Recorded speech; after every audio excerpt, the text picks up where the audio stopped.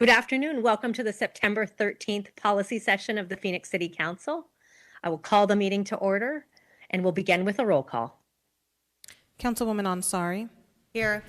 Councilman DeCiccio. Here. Councilmember Garcia. Councilwoman Guardado. Here. Councilwoman O'Brien. Here. Councilwoman Stark. Here. Councilman Waring. Here. Vice Mayor Pastor. Mayor Gallego. Here. Thank you so much for joining us here today. We'll begin with council information and follow-up requests. Why don't we begin with Councilwoman Ansari? Thank you, Mayor. I do have a slide deck. I don't know if it's ready. Okay. So first policy meeting back from the summer. Our team has been hard at work activating community spaces across the district to share what assistance is still available from the City of Phoenix and identifying policy priorities for the fall. As we all know, our city has exhausted rental assistance funds. My office also championed a $1 million investment in free public transit passes, and out of the 31,000 that we have provided, there are just a couple hundred left. And just to be clear on the rental assistance portion, support is still available through our community providers. I'm also very excited to roll out our new City of Phoenix programs at various district events this fall. The $5 million in tuition assistance that we unveiled through the Phoenix Promise program, free mental health resources, and home weatherization programs, and more. This summer, a quick recap. In July, we hosted a Levine Town Hall with Councilman Garcia at Cesar Chavez High School to discuss issues like homelessness, public safety improvements, and upcoming exciting retail and restaurant projects in the area. It was great to see more than 150 residents in attendance, and since then we've been working with staff across city departments as well as business alliances, especially on 51st Avenue and Baseline, to try to resolve some of the ongoing issues. Many of the folks that we've seen at that intersection are young, so we've been especially focused on youth outreach with partners like AZ Hugs going out to provide resources about access to detox facilities. Next slide, please. We also threw a summer pool party at Roosevelt Pool in South Phoenix to talk about heat readiness and drowning prevention, which are year-round issues here in Phoenix. Another great turnout, and look forward to working on our Community and Cultural Investment Subcommittee this fall to talk more about how we can open more of our pools next summer. And then next slide, in August, we had more Go Bond outreach with a couple of canvases in Maryville and Estrella, and we put on Maryville Unidos, which was a community resource fair where we gave out 650 backpacks, 250 fresh food bags, and had over 25 of our city departments and community partners like our local labor unions and partners like Goodwill talking about access to jobs. So that was we were excited to see the turnout there, and we'll be doing some mobile office hours in the Maryville region this September. We also have critical policies to execute this fall. The city's response to overturning of Roe v. Wade, transitioning crisis response calls to our community assistance program, electrifying our fleets, expanding affordable housing, and emergency shelter options. Next slide, please. Finally, and fitting with the conversation here today, revisiting processes for working with our unsheltered population by the zone is one of the first items that I discussed during my conversation with Chief Sullivan. This past summer, my team dedicated significant resources to heat relief work. We did about 5 outreach shifts with our Office of Heat Response and Volunteer Phoenix at 51st Avenue and Baseline, several at the zone. We helped get up several new cooling tents near the Human Services campus and allocated $8,500 from our office budget to fund a mobile cooling van. We've also been working with Deputy City Manager Gina Montez, Streets and Human Services, to slowly remove police from the cleanups that happen and have private security guards on the job. I do look forward to seeing a clear policy that outlines how we will ensure the health and safety of our residents in a dignified way around the campus. Next slide. I also feel we need to be setting deadlines, both internally and externally, to get people off the streets and into shelters and housing. We also need more safe storage spaces for personal belongings, and a big priority for us this year will be cold water access at all of our public parks. We have a lot of work ahead of us, so for our District 7 residents, as always, please do feel free to contact our office and follow our social media accounts at District 7 PHX for all of our upcoming activities and events in the district. Thank you so much. Thank you, Councilwoman. Why don't we continue with presentations with Councilwoman Guardados, and then we'll go to Councilwoman O'Brien. Great, thank you, Mayor. I just wanted to first start off by taking a moment to remember this past Sunday's anniversary of the 9/11 terrorist attacks. Last week, I was honored to join the Cartwright Elementary School District family as they gathered to commemorate those we lost. For me, it is always a difficult time. Some of my very good friends represented the workers at the Windows on the World restaurant on the top floors of the North Tower of the World Trade Center. They were the cooks, dishwashers, servers, and bartenders. They were native-born and immigrants from all over the world. They were proud union members working hard to take care of their families. Every single one of those workers who clocked into work at the Windows on the World on September 11 were killed. They joined the nearly 3,000 lives lost that day. May we never forget them, and may their memory be a blessing for a world of peace. Secondly, I would like to share an update from our continued work with the residents of Periwinkle Mobile Home Park and Grand Canyon University. I am very happy to announce that GCU has agreed to extend the date to move out from October of this year till May 28th of 2023 to accommodate the full academic school year of the children that live in that area.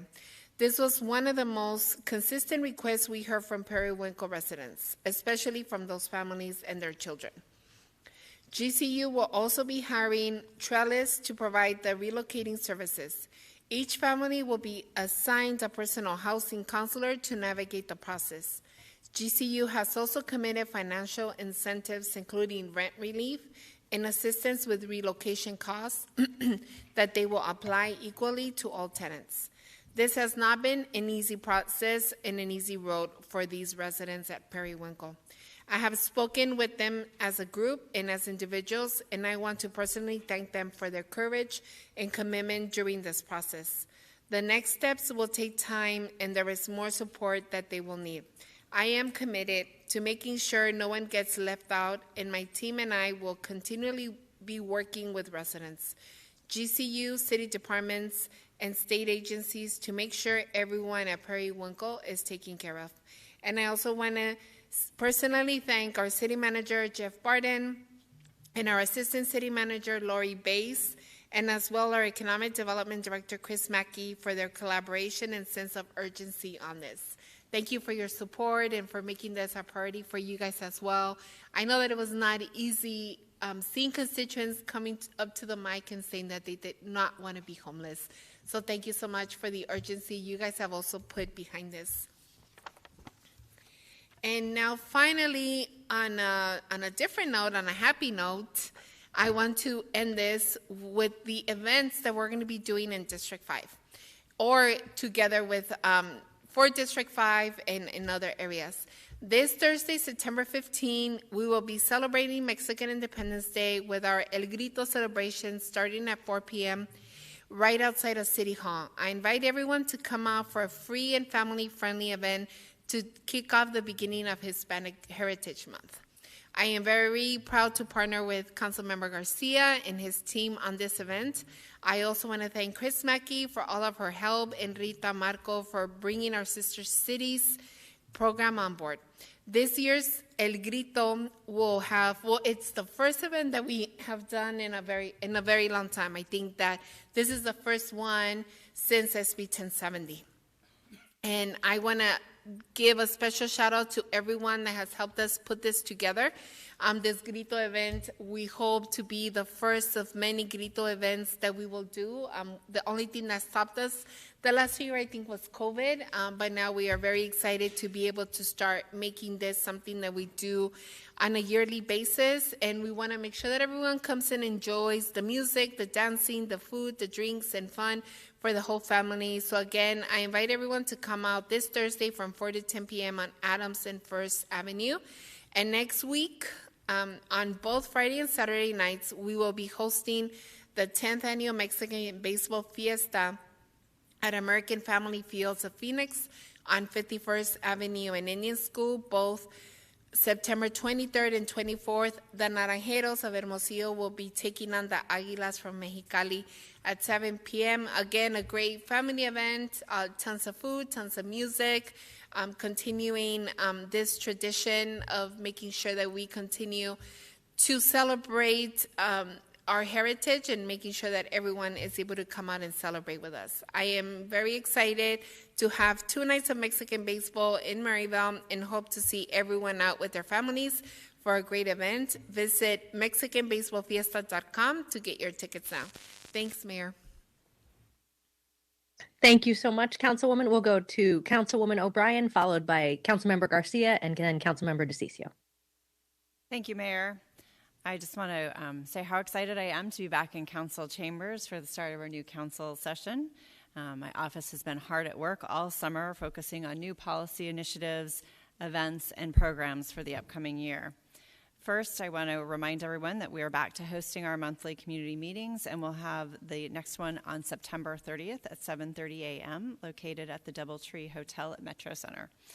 We will be learning more about the drought we're in, what it means for future growth, how it impacts our residents, and what they can help to do to conserve water. We'll also be highlighting some of the proactive measures Phoenix has already undertaken for water conservation. Second, as TSMC gets closer and closer to finishing construction on phase 1, their Taiwanese workforce is starting to move into the neighborhoods. To welcome them, Councilwoman Stark and I have been planning a large celebration for their Independence Day. So mark your calendars for Saturday, October 8th at 5:30 p.m.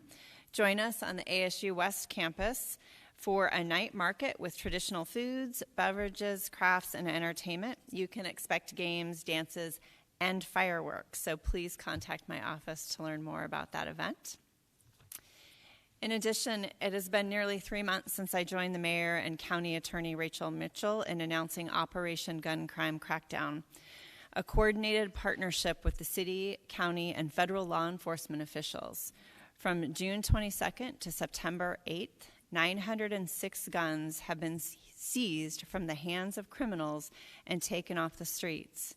Homicides with firearms are up 45% this year over the same time last year, and aggravated assaults with firearms are up 23%.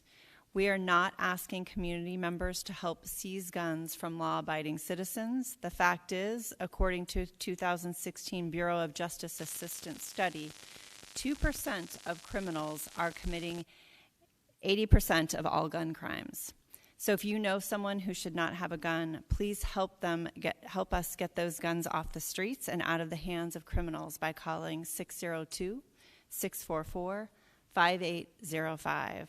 Also, a shout out to Councilman DeCiccio for his efforts and work with County Attorney Rachel Mitchell for pushing a new county policy that will require prison time for any individuals who commits a crime with a weapon. We are all working to curb the increased gun violence happening in the city, and we are asking for your help as well. So again, the number to report weapons in the wrong hands is 602-644-5805. Thank you, Mayor. Thank you. We'll go next to Councilmember Garcia and then Councilman DeCiccio, followed by the Vice Mayor. Thank you, Mayor.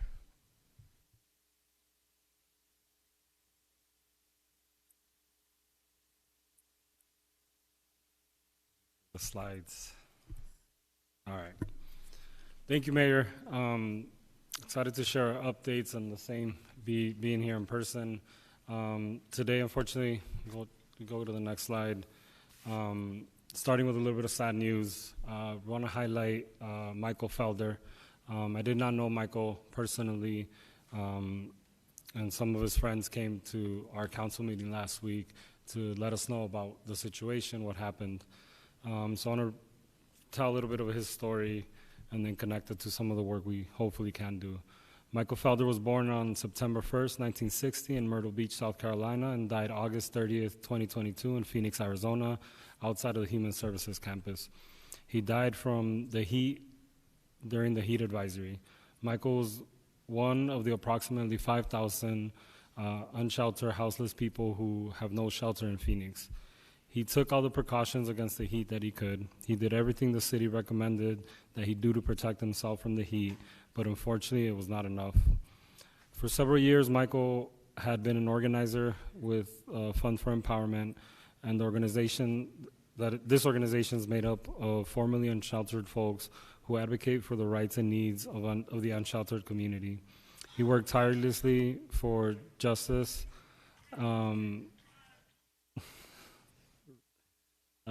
rights and needs of the unsheltered community. Michael was bright, compassionate, and he was looking forward to the beneficial things he was doing with his life for others. He was particularly skilled in reaching out to others in the unsheltered community and encouraging them to participate as well as share their stories. It is unknown whether Michael was survived by any relatives, however he's viewed as a friend by many. So just kind of wanted to bring Michael's story to focus, and then we can go to the next slide. Unfortunately, he's not in the unique situation. This year, Maricopa County has already had 153 confirmed deaths, with 238 still under investigation, according to the Maricopa County website. If this was any other type of natural disaster, flood, tornado, or whatever, we would be doing a lot more to deal with this situation. Our approach to the heat should warrant the same intensity that we would do for any other natural disaster. I know we've spent a lot of time and focus on this issue, but I think these deaths, the numbers are growing from the last couple of years. So I hope that we really can start taking this a little bit more serious. On a similar note, I wanted to highlight some of the good work we've been doing. Then the success of the new shelter on 28th Street in Washington. This shelter is a 200-bed shelter, but as of today has already helped serve 505 people. This shelter is also bringing incredible results. Just since the shelter opened, we have had 245 positive exits from the shelter, and 37 people out of that are now in permanent housing. Over the summer, the District 8 team had the opportunity to take community members on tours of the shelter. During these tours of the facilities, we had an opportunity to share not only what the shelter is doing, but also allowing community members to engage with the folks that are there, understand what they've been going through, and understand how their lives can be shifted by the support that a shelter like this or the city could bring. Next slide. A couple of past events we had. Perry Park water event was really successful. Along with the new skate park that's there, we're seeing Perry Park having a lot of success and being, what community wants and needs. We had a great event with the Grand Park backpack giveaway. Also had a water day that same day, and also really excited to speak to the Broadway Heritage meeting we had about the Four Corners. That project is moving along. A lot of community excitement to make sure that we develop that area that's now been vacant for 30 years. Last two announcements. Councilwoman Guardado spoke of the El Grito event. Hope to see everyone on Thursday. Really excited to be bringing this back and see everyone up from 4 p.m. to 10 p.m. then. And also really exciting, we spoke about this, we voted on it last week, but just wanted to highlight Dr. Warren Stewart's ceremonial sign that will be going up on September 23rd at 9 a.m. Thank you. Thank you, Councilmember. Councilman DeCiccio. Thank you, Mayor, and thank you, Councilwoman O'Brien, for that shout out on that. I appreciate it. That was very nice of you. We've been working together really well when it comes to violence in our city and finding ways to curb back on that and finding ways to increase our police in our city. I think people don't really realize the importance of what County Attorney Rachel Miller did this past week by saying that there will no longer, you commit a crime with a gun, you will go to prison, period. No plea bargaining, no ability to get out. What that does is two things. One, it protects the victims, because there is always a victim that is part of these crimes. We've got to be focused on that. In the past, we've had individuals focus on those committing the crimes. The focus needs to be on the victims and protecting them. The second thing that it does is sends a message to our police officers And Chief Williams is here, who's done an amazing job for the city. Thank you for everything you've done for us. It's strange you leaving. I mean, it's almost like we grew up together here. But you've done an amazing job and appreciate everything you've done, Chief. But it also sends a message to those police officers that have arrested those people and then to watch them come out on a plea. And that is the wrong message you want to send your police department. We're seeing this in places like Illinois now, where they have passed this no bail proposal that it was a 700-page document in the heat of night. And by doing that, they're going to see a turnaround. You're going to see an escalation in violence. It's going to take about 2 years when that sets in, because criminals know that. They know if that they're going to only get a ticket if they're committing a crime, and the police officers out there can't arrest them, because why should they if they're going to be out on bail in less than 24 hours, that they end up getting basically a civil type of, well, it'll be a citation or maybe a criminal citation. But at the end of the day, if there's no penalty, then they will continue to make those problems. It's no different than kids and in your family. If you don't have a carrot that says, hey, if you do all these things, you're going to get a good reward. But you also have to have a stick, and not in a negative way, but you have to have a penalty there where the kids know if they do something wrong, they're going to be in trouble.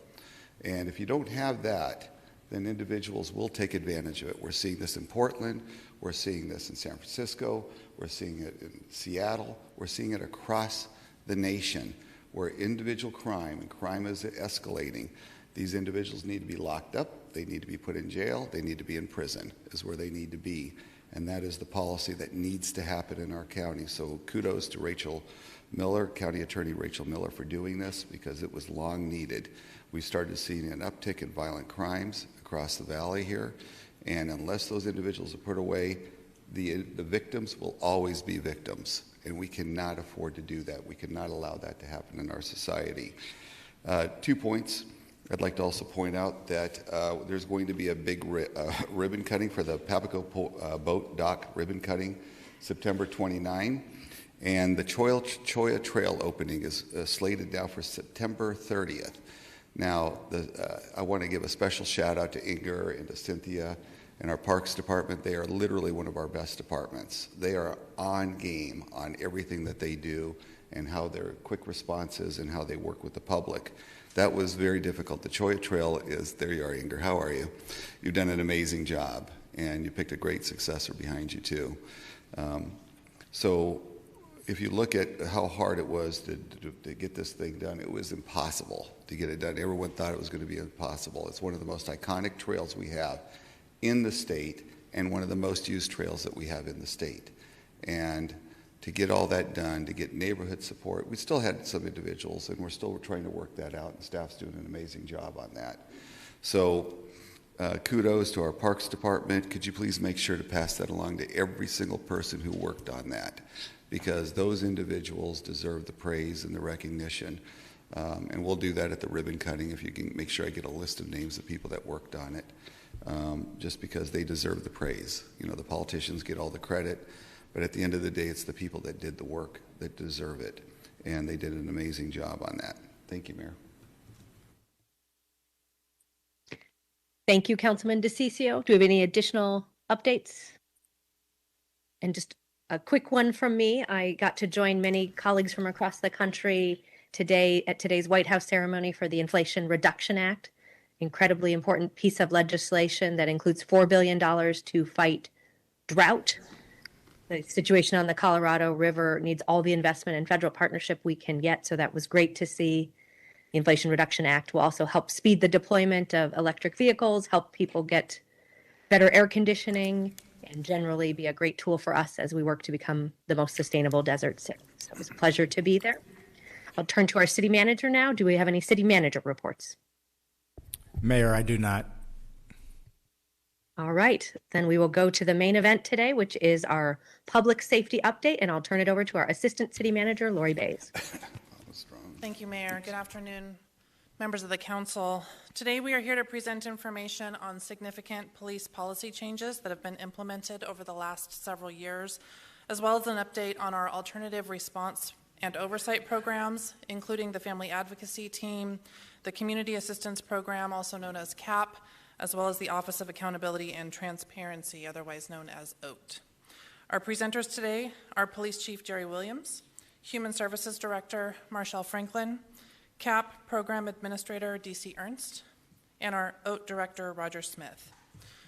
Now, I want to give you fair warning that our presentation today is lengthy. It has a significant amount of information contained within it, and so because of that, we have built in places within the presentation where we can pause for council questions. So please bear with us as we move through the presentation, and we will be happy to answer any questions that you may have at each one of those intervals. I will now turn the presentation over to Chief Williams to begin. So thank you, Assistant City Manager Bays, Mayor and Council. Good afternoon.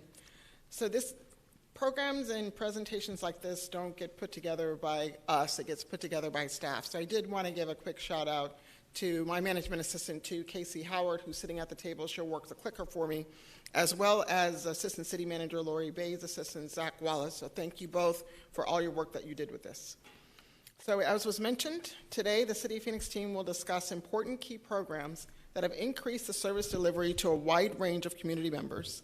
In the last 6 years, the police department has implemented a myriad of policy changes, adopted best practices, programs, and training, and focused on community and employee wellness. These changes were made as a result of community stakeholder input, connections with other law enforcement agencies across the country, working with academic partners, and the constant desire to learn, grow, and improve our service delivery both to our external customers and to our employees. As we onboard Interim Police Chief Michael Sullivan, who is in the audience with us today, I know he will continue to build on these great efforts and will continue to move the police department forward. So the presentation is structured as listed on this slide. We'll talk about stakeholder input, accomplishments, alternative response and oversight, operational efficiencies, and then I'll hand the mantle back to Assistant City Manager Bays to talk about next steps. I am joined by Director Marshall Franklin from the Human Services Department, the Community Assistance Program Administrator, DC Ernst, and Director Roger Smith of the Office of Accountability and Transparency. The feedback from these important changes to modernize and improve the police department came from a myriad and a variety of local and national community groups, policing experts, and within the department. This slide gives you an example of some of the stakeholder input we received both nationally and locally, and I'll talk about each one of these. First, let's talk about the Mayor's Ad Hoc Work Group. The group was created in 2019. There were 17 members led by 2 councilpersons. One was Councilman Garcia. They reviewed a number of studies on the police department from various sources, and they met from August of 2019 until September of 2020. Feedback from this over 1-year effort was convened to make a number of suggested changes to the police department in order to better serve the community. We'll be following along with the slides, but we're going to talk about our response to resistance. So we made an adjustment in calling what used to be use of force, and now it's called response to resistance, and I'll talk a little bit more about that later. Next, we successfully developed methods and processes to divert calls from PD response to other areas of the city or the community to better serve those needs of members in our community. I'll talk to you about a number of policy changes that we've made in the department. We've made sweeping changes to our training, both to new recruits as well as in-service training. And last but not least, the Fund Phoenix was created to enable greater community input in the city's budget process. Next is the Family Work Group. This group was formed by previous city managers' directives and in consultation with Mayor and Council, as well as Councilwoman Guardado and Councilman Garcia. It was comprised of family members and individuals whose family members was impacted by police action, and it was formed to provide guidance and suggestions on how to improve PD relations with family members post-critical incident event. The areas mentioned on the slide will highlight some of the department's actions based on this group's input and guidance. So we've made a number of changes to our policy to include adding a checklist of items on a decedent, assigning a family advocate, and reducing the amount of time that we release a critical incident video from 45 days to 14 days. Our critical incident videos were created due to increased requests for transparency, and as mentioned, we release those videos within 14 days of a critical incident. Next, the families have access to the video before it's released to the public, and the family receives a body-worn camera associated with the incident.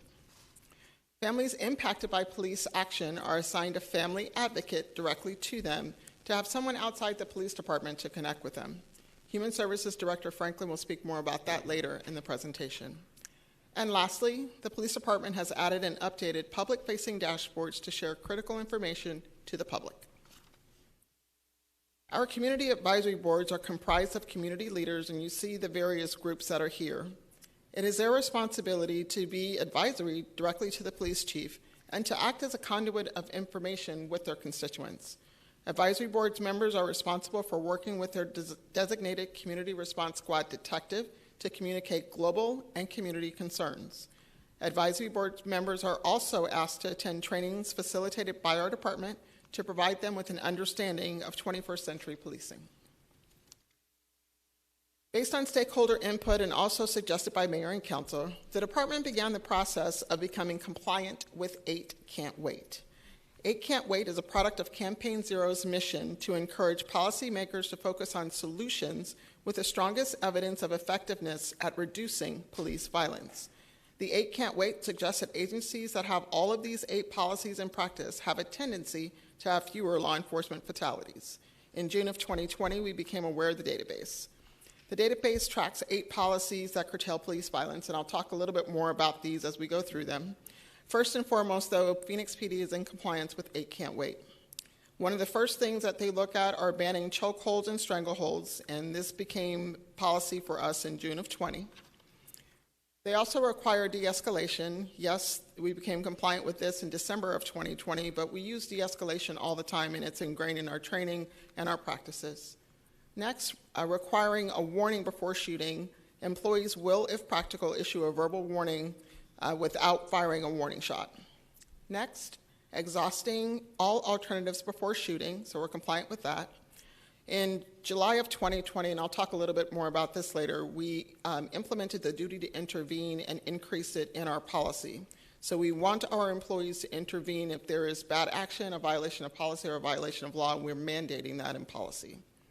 Number 6, banning at and from moving vehicles. Our policy and our training stresses not to shoot at or from a moving vehicle. Next, they talk about the use of force continuum. So we do have annual training that talks about that continuum of force, when to apply force, how to apply force, and does lead with de-escalation. And last but not least, requiring comprehensive reporting. Officers have to document all activity on their reports and their body-worn cameras, and also document when we point guns at people, or PGP, which I'll talk more about later. As policing began to evolve post-2020, agencies were encouraged, and federally, to look at accreditation and being fully compliant with an executive order. The 2 mandates that are listed in green, the remaining were strongly encouraged for departments. I'm pleased to report Phoenix PD is in compliance not only with the mandates, but also with those that are strongly encouraged. So the 2 mandates is agencies' use of force policies had to adhere to all applicable federal and state local laws, and the agency maintains use of force policies that prohibits the use of chokeholds. I can go through the 12, but I really want to highlight some of the big ones for us. So the termination of use of force, you only use a force necessary and then you back off force. The duty to intervene, which is what I talked to you about earlier. Shooting at or from moving vehicles, and having an early intervention system, and Phoenix PD, again, is in compliance with all of these. So we'll now transition from stakeholder input to briefly discuss some of the department's accomplishments. I could probably sit here for a couple hours talking to you about some of the things we did, but we'll keep it high level. The department has implemented policy changes in response to important feedback. We will talk about the significant improvements to our training process, as well as new programs implemented in response to local and national community expectations for a modern police department. We'll also walk through how the department has worked closely with other city departments and private community groups to better address the mental health needs and concerns of those in crisis in our community.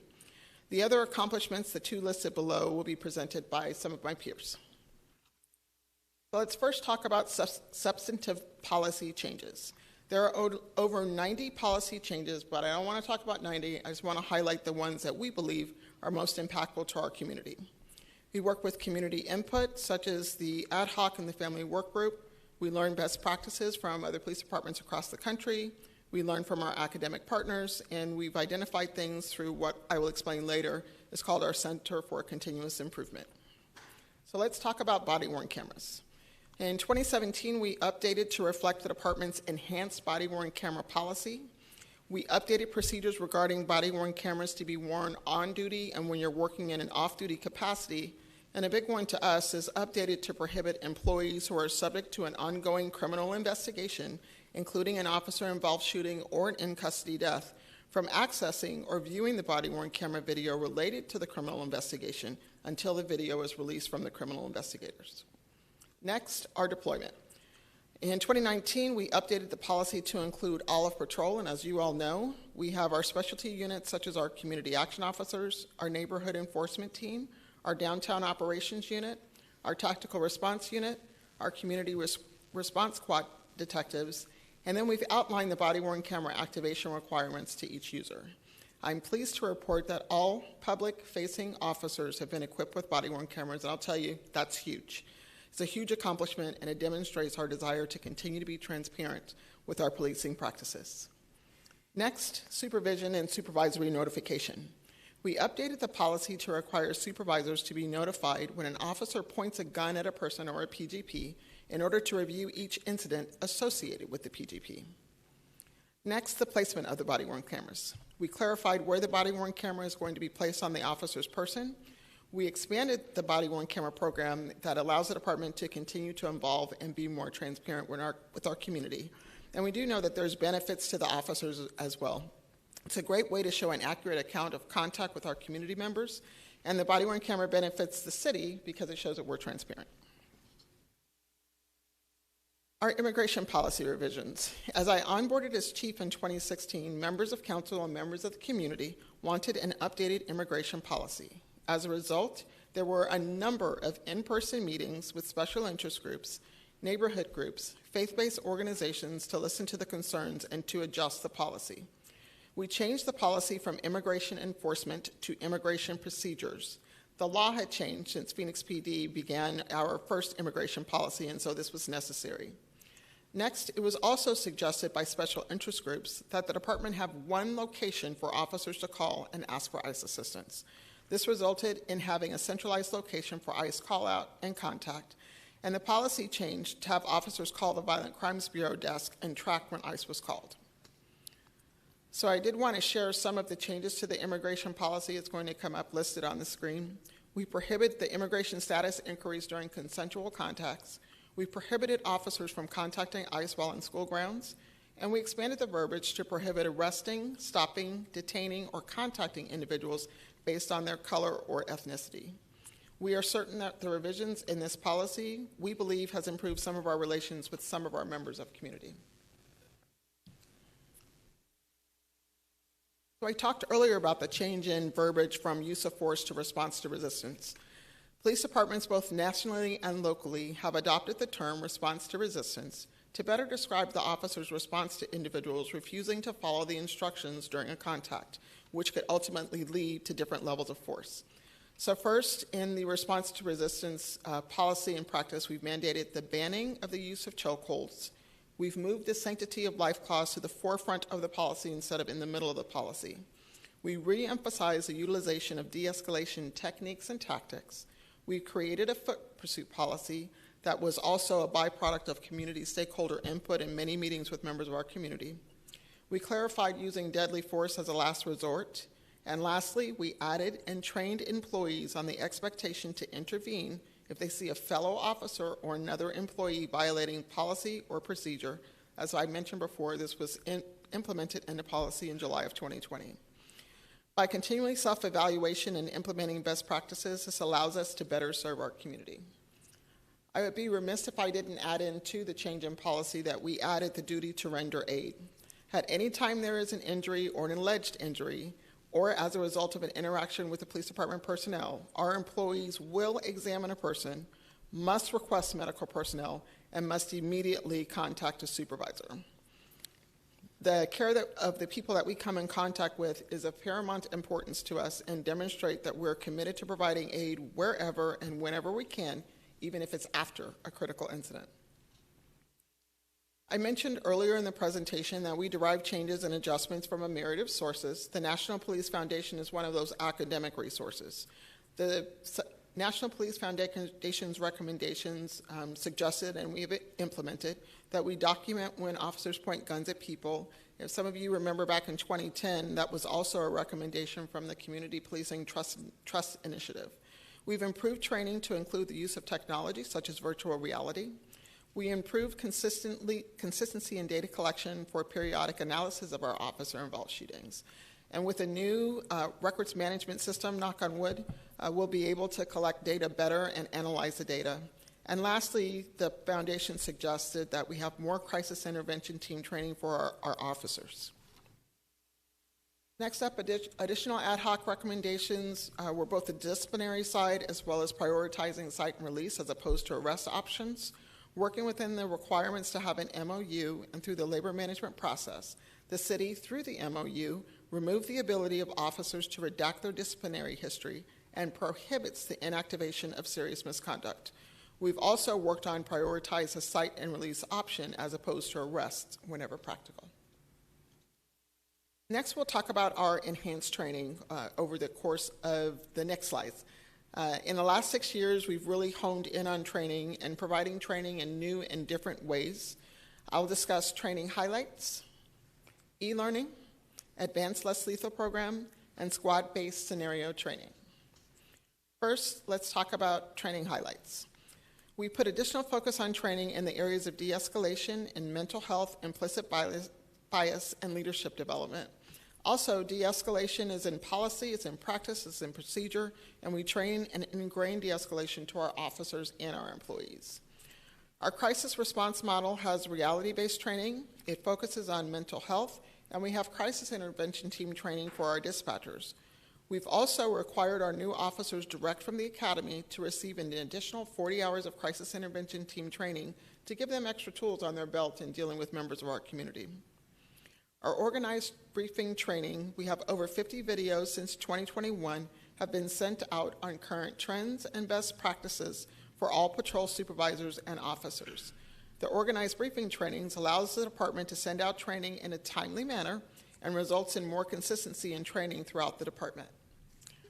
Our squad-based training. This training is specifically designed for a patrol squad to attend as a group and train together directly with their supervisor. The benefits, it allows the direct supervisor to identify strengths and weaknesses of their officers. If there are areas of improvement identified, the supervisor can continue to monitor, mentor, and develop their skills throughout the year rather than just in a training class. And they train as a team, which improves communication, organization, and they act as a more cohesive unit. We do find that when squads train together, that they know how the other person on their squad will react and respond, and the training gives the officers reps, if you will, so that when the incident happens, they've already run through the scenario mentally and physically. Here are some examples of our e-learning, because we had to leverage technology, as most of us did during COVID. We took that as an opportunity to create greater efficiencies. So on this slide are going to be examples of our e-learning modules, our behavioral health intervention, our contacts with hearing impaired individuals, gender diversity training, and ADA courses.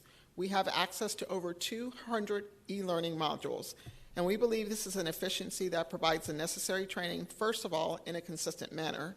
Second of all, employees can train when it's convenient to them. The officers can stay within their precincts and not have to drive all the way to the academy. And this places the officers back in service to respond to your calls for service when you need them most. Next up is our Advanced Less Lethal program. So I'll read through the slides and then I'll talk to you a little bit about the training and then what munitions are used. First, the pilot program was developed in fall of 2021. It was piloted in 2 precincts, Cactus Park Precinct and Mountain View Precinct. We've seen tremendous success with the program, and we're looking at expanding the program to all of the precincts. What the training entails for specialized folks is specific officers were given additional response to resistance and de-escalation training. We presented this training to the Community Policy Review Panel and allowed them to operate the system.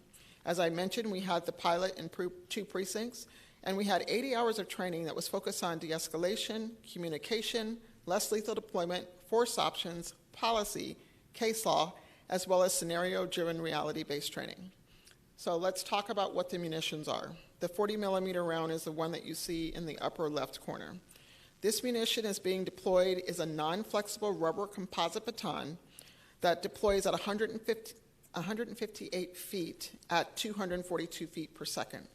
This round is a solid rubber projectile, whereas we do have stun bag still out in service. The stun bag round has a potential of the sock in the stun bag to come apart upon striking a medium such as glass or door. Using the 40 millimeter round reduces the liability for a potential errant round. The pepper ball is a munition being deployed as is non-flammable, waterproof. It's a 1-inch ball that upon impacts expels a pop of powder, and this is all like super technical, but it's kind of like OC spray is what it is. The powder is meant to be an eye and skin irritant to distract and or change the subject's behavior and allowing volatile incidents to be de-escalated without further escalation.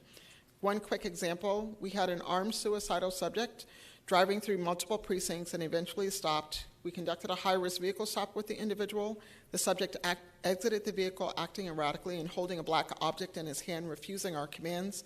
140 millimeter round was deployed, and the subject was taken into custody without further incidents. Some next steps for this, we've had positive results in community feedback. We would like to implement it department-wide, purchase more systems, and continue to train additional officers on the new system. That's a lot of information and a lot of talking. How about we pause for the moment and ask if there are any questions? Wonderful. Chief, thank you for those updates, including important milestones like 8 Can't Wait. Council member questions.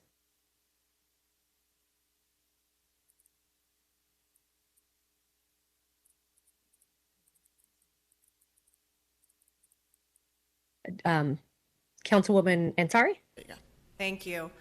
Thank you so much, Chief, for the presentation, and thank you for your service to the city. I have 2 questions about 8 Can't Wait. I'm wondering what results we've seen since we have applied these policies. That's the first one. And then the second question is, how often have we had instances where officers maybe haven't complied with 8 Can't Wait, and what are the repercussions for that? So if you violate policy, there are going to be repercussions for that. So the second question, I'd have to go back and check, and we can bring that back to you. Okay. And the first question was what again, Councilwoman? Just what results have we seen in terms, any data in terms of decrease in violence or instances? So definitely seeing no more chokeholds anymore. So that's definitely a big one. Also, the training that we gave to the employees on not shooting at or from moving vehicles has created some better safety aspects for our officers as well. What they were doing is they were getting pinched or caught in between 2 vehicles, and you don't want that to happen, and or at times kind of creating a use of force incident. So those would be the big 2 that I would talk about. As always, we'll talk a little bit more about this later, but our Center for Continuous Improvement that's embedded in the department can always take a look at that and then cross-check what we're doing or not doing well. Okay. And then with the body-worn cameras, I'm wondering, I was looking at the city manager's dashboard this morning and specifically looking at the compliance with usage of body-worn cameras. I know we're currently at 82%, I believe, which is a jump from the 78% last year. But what do you think are the barriers of getting us to the goal of 90%? And then my second question is, why is our goal 90% and not 100%? So second question first, I want it to be 90%. I think we came up with, I want it to be 100%. We left it at 90 because we were finding nationally they were right in the 70%, 50 to 70% compliance rate. Okay. Why are they not being compliant? That's the $1 million question. Sometimes in the heat of the moment, you forget to turn on the body-worn camera. We do have to do more training and making sure that we tell folks when they get that call dispatch, that's when you hit the body-worn camera. Oftentimes folks think about they don't want their bosses to see 10 minutes of the steering wheel, which is what you get when you activate the body-worn camera. We'd rather get that and have to redact that out and get the incident in its entirety. So we are working on that, making sure people are in better compliance. And I'll pass the baton to Chief Sullivan. Chief, if you can get up to 100% activation, you're all good. So. And that was kind of my final question. With your departure now with new leadership and working with the city, I mean, I'm sure you have a forward-looking vision for where you hope this goes. I mean, what are the next steps for body-worn cameras and 8 Can't Wait? So next steps could be auto activation. So when you get a call, the dispatcher will hit a button, and as soon as it's given to that officer, their body-worn cameras activate automatically. Then you Okay. take out the human error piece. Truth be told, I would like to see every time officers pull their weapons or pull their guns, the body-worn camera automatically activates, so you could see that too. So that would be two of the big things that I would like to see later. Okay, that's all my questions for now. Thank Thank you. you. Councilman DeCiccio. Thank you, Mayor. It's amazing you can see me over there. It's like good. Thank you for doing that. Just a couple things more along with comments. I mean, the last couple of years we've been so super focused on putting all these controls on the police department, and it's not your fault. I'll just tell you where I'm going on this thing. It's definitely not. Because of all of the noise from individuals that have been attacking the police on a constant basis, just constant basis. We've lost track of the fact that we've started losing retention. And we're down, and I just wanted to take a look at when all of this started a couple of years ago. We are down 450 police officers as of last week, 450 down from the high that we had at the time. And that's, they were facing the fact that they were low pay and the constant rhetoric, and they never felt people were there protecting them, even though the public themselves loves our police department. I've got to tell you, they love our police department, other than the few individuals that are loud, and they're very few. I mean, they're not very much, believe it or not. Everyone thinks that they're a lot, but they're not, and they're insignificant when it comes to that loudness, because they were out to dismantle our police department. And if you look at the 450, just to put things in perspective, we have 1,000 police officers on patrol.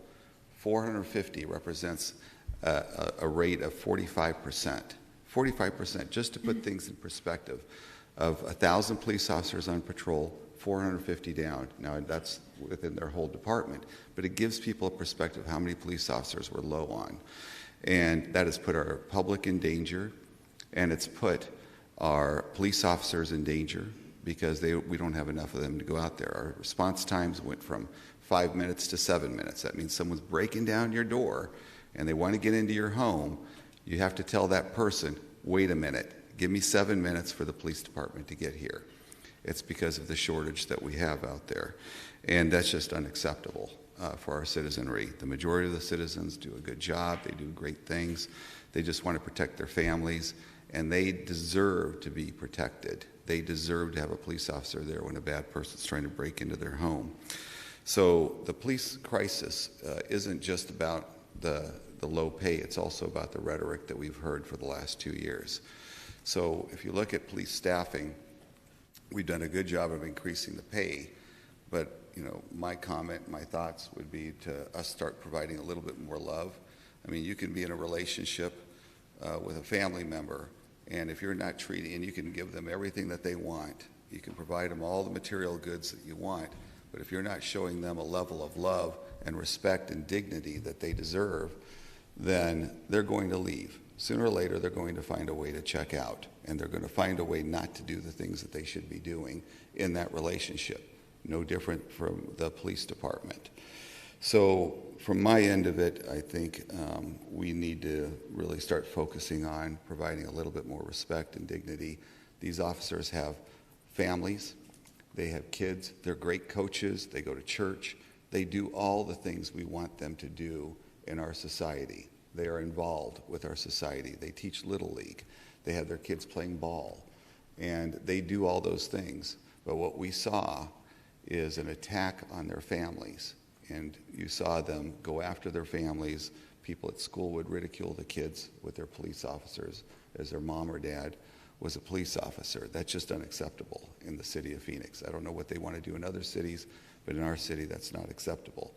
They are truly loved and respected in our city, and I think that that message needs to be loud and clear from us as elected officials, as staff, across the board. We've increased all these issues about protecting them. Plus, I hate the word police violence. It's not real. It's made up. It's just, it's violence against police. We've seen 4 situations where our police officers, and just recently, I think the last 6 months, were ambushed 4 times, 16 total incidences. So that is on itself the problem. when we start using words that make our police officers, we demean them, and that's just unacceptable. If we want to save our city, we want to save our citizens, we want to make sure that we have the best police force, you got to treat them with a level of love and respect that they deserve. Thank you, Mayor. Thank you. Councilwoman Guardado. Thank you, Mayor. Throughout my 3 years on the council, many of these conversations have been around accountability. Regarding many of these changes that involve how our officers interact with the public, how are we ensuring that these policies are being followed? Councilwoman Guardado, great question. I'll talk more about that in the presentation, but we did begin having a compliance and oversight bureau that tracks and tests just that.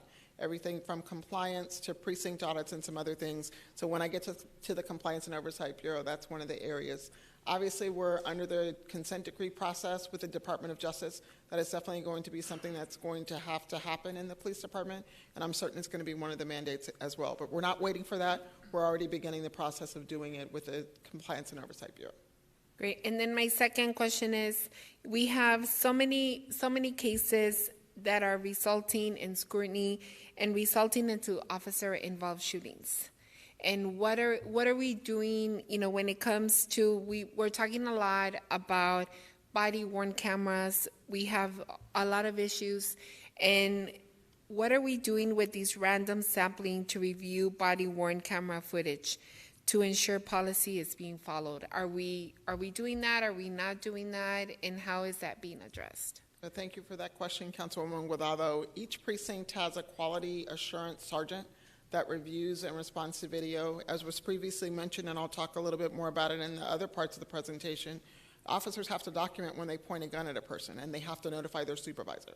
So that then predicates the supervisor reviewing the body-worn camera video. Our Compliance and Oversight Bureau will review them, as well as our Professional Standards Bureau. Are we perfect? No. Are we better than I think we used to be? Absolutely. But we still have more work to do. Yeah, I just think that, we keep saying that we're, and look, nobody's perfect, right? I completely understand that. I'm just hopeful that we are looking at all those loopholes that we are finding, right? That we're not, saying, I'm sorry, I just don't think it's okay anymore, right? Especially with a lot of these families. And look, I agree with a lot of the things that everyone is saying. I agree. But I also agree that the biggest issue, one of the issues that we also have, is that we have police officers doing jobs that are not theirs. And I know that we are looking into that we're starting to move some of those things into other departments. I think that also we need to put a lot more urgency into that so that they can focus on what their job really is. But I do think that we need to look at all these loopholes that are in front of us, and that we try to figure out how do we get rid of majority of those loopholes, because it seems that we're very consistent with what our issue is. And I just think that is something that we have to fix. I know that we've come some way in the last 3 years, but I think I know that we're doing a lot more, but I just think these are things that we need to continuously be looking at, and how is it that we fix it. But thank you. Thank you, ma'am. Councilman Waring, followed by Councilmember Garcia. Thank you, Mayor. Chief, this obviously took a lot of time to put together. It took a lot of time just for you to say it all. I am curious, has equal time been spent? Well, I think this is a true statement. Attacks, violent or otherwise, on officers are up, right? Yes. At record highs, are certainly going up pretty dramatically as you track these things. Are we spending equal time or any time studying how to keep the officers safe? Councilman Waring, great question, and the answer to that question would be yes. I mentioned previously about the squad-based training, and some of the trainings that we're doing is definitely making a difference, or will make a difference to us and for our employees. We're looking at helmets, different ballistic shields, making sure that when a suspect has a high-powered weapon that we match that weaponry to with our SWAT team. So we're definitely looking at keeping our officers safe, and I'll talk more in the presentation about employee wellness. about mandating mental health check-ins because we want our officers to be mentally and spiritually and emotionally capable as well. So I'll talk a little bit more about that later. Thank you. So if I track the logic, as Sal said, we're down a lot of officers and we're having more attacks, and I assume that's in real terms. So attacks per officer have got to be skyrocketing. You got fewer officers and you've got more attacks, it sounds like, maybe than ever. So that's certainly something that I think would bear pretty in-depth analysis and proactive analysis, not just like getting more protective equipment, like how do we put them in situations where they can fend this off a little better. I don't know how that would be. I'm not a police professional, but So I hope Councilman that's where Waring, your training is going. If I can, I'll talk more about it in the presentation too. We have a tactical response committee that looks at each of these incidents and scenarios, trying to make sure that the officer's safe, giving them some more tools. So I'll talk more about that in the presentation also. In 33 years, I've never seen this many officers shot in a year. It's not just happening here, it's happening nationally. And my peers across the country were talking about it and trying to figure out solutions for that. So, again, to the point Sal made about how we're down officers, clearly, you know, if the risk of being shot is, it sounds like skyrocketing effectively, you know, I would think that wouldn't make retention any easier. I would think it would make it more difficult. I just hope that, I know you do exit interviews and so forth, but we're losing officers at such a great rate. I'm sure just personal safety is part of it, and there are certainly other forces at work. I would certainly hope we would spend quite a bit of time, too, investigating the employee, not just employee wellness. What would it take to make you stay?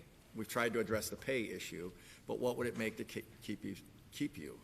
Because I would assume veteran officers will be more cognizant of the risks involved, aware of their surrounding and so forth, just from experience. They always talk about, 10,000 repetitions to get to be good at something.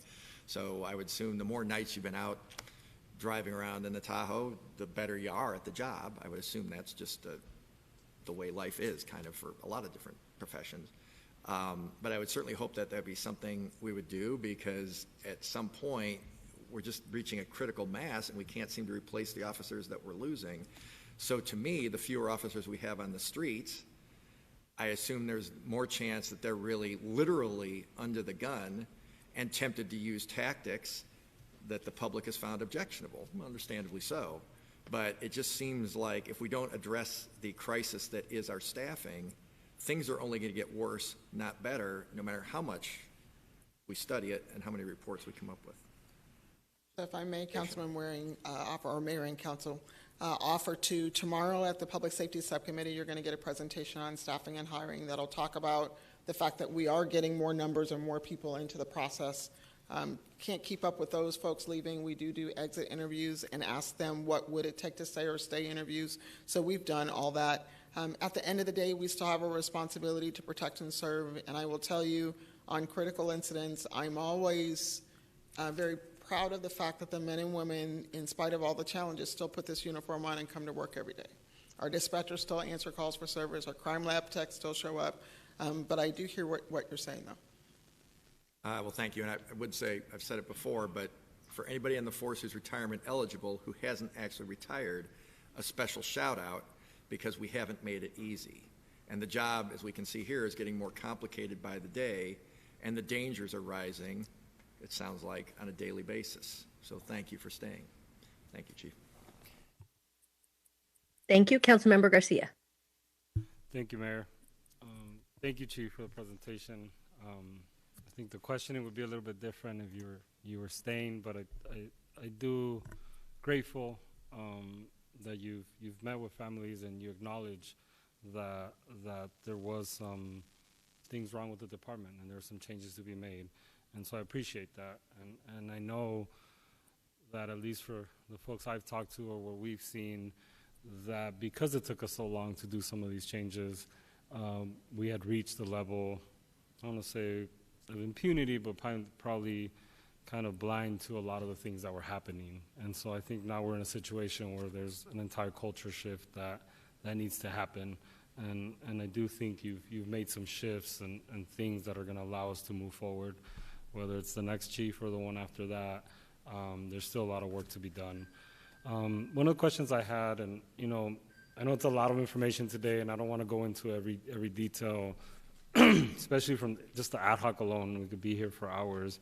How has this information, as things have been happening, and I know at PSJ we haven't been having these conversations, but with some of those community folks you're talking about, some of those, or to the families, has this information reached those folks? How has this been shared, or is this the first time that we've actually been able to share these things? So Councilman Garcia, Mayor and members of council, some of it's been shared in public-facing dashboards, some of it folks haven't seen, and this is the very first time. What I would encourage us to do, if I may, as I exit, you've always been very good about bringing forward those issues and those comments that are important to people who may not be as supportive of law enforcement. We have been open and transparent to sit and listen and to try to work through those things. I would encourage you, sir, to continue to push us and stretch us in that direction, and that information that's in this presentation we can send out to the public. Two questions. You didn't go into the call diversion. Can you just expand a little bit on what it is and what it actually looks like in real life? So I've said it, Mayor and Council, I should address you first. Sorry about that. I was going to start talking. I've said before at this table that the men and women in a blue uniform shouldn't be responding to a number of calls for service. We should have never been the call, but because other systems, other departments don't work 24/7, 365, you automatically divert to the Phoenix Police Department. So the call diversion program is kind of like a twofold system. We wanted to make sure our dispatchers knew what questions to ask, what services were offered and able to provide. And so we drilled down heavily in training them and added 4 different additional questions in order for them to know when to divert a call.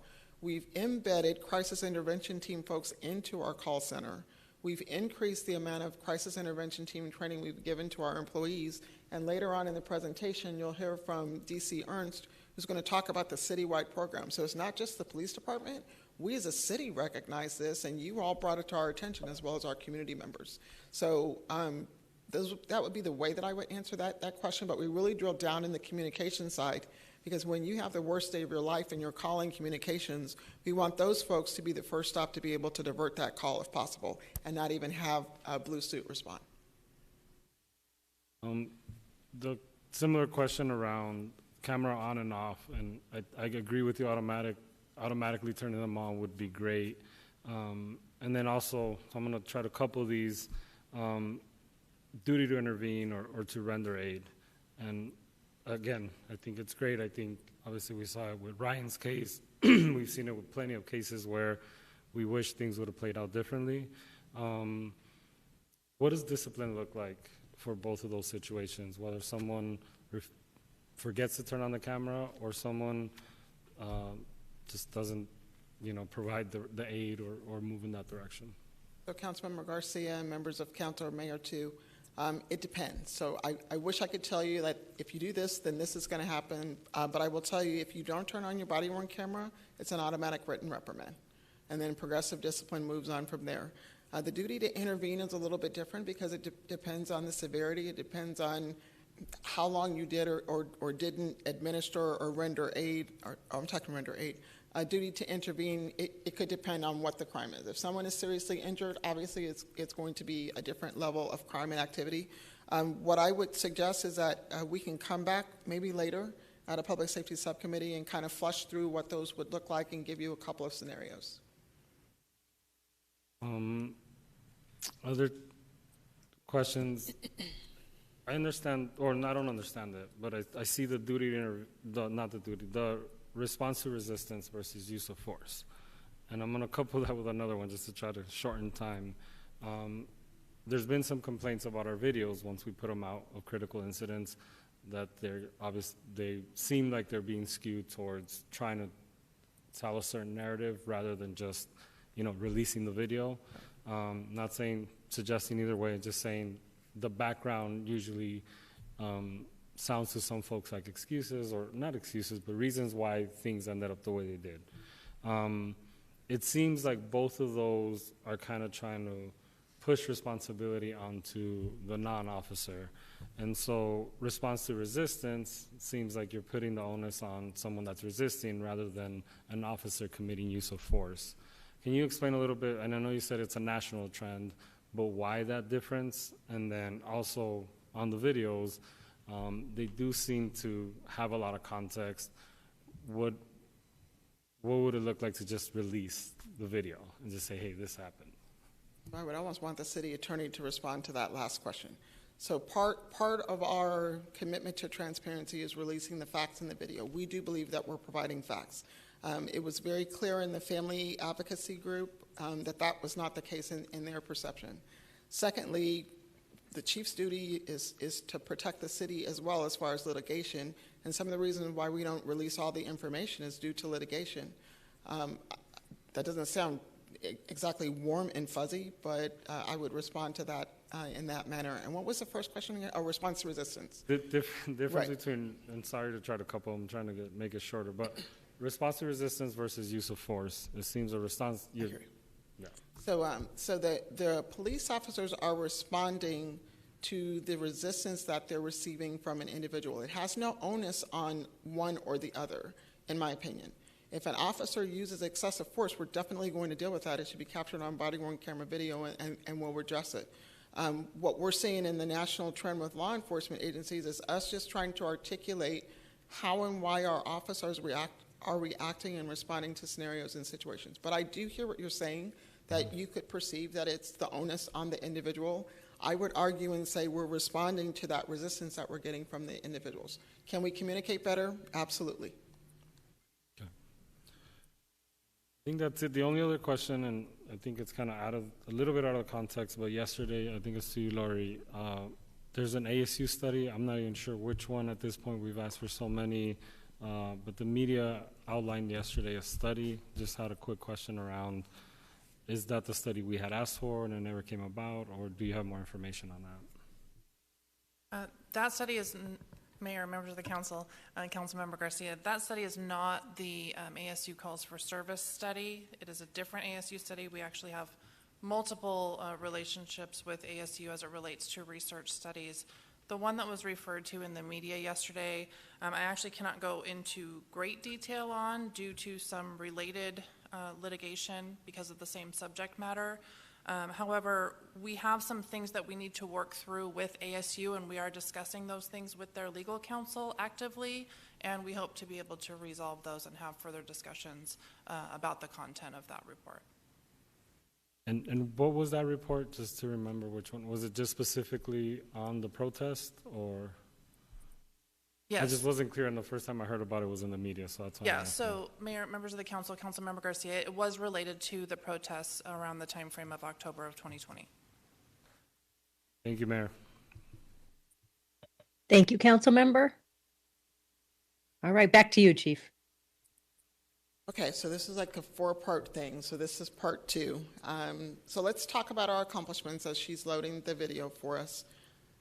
Over the last 6 years, we've undertaken stakeholder input and best practices. So the three areas I'm going to talk about now are officer-involved shooting trends, our community engagement, and data sharing and transparency.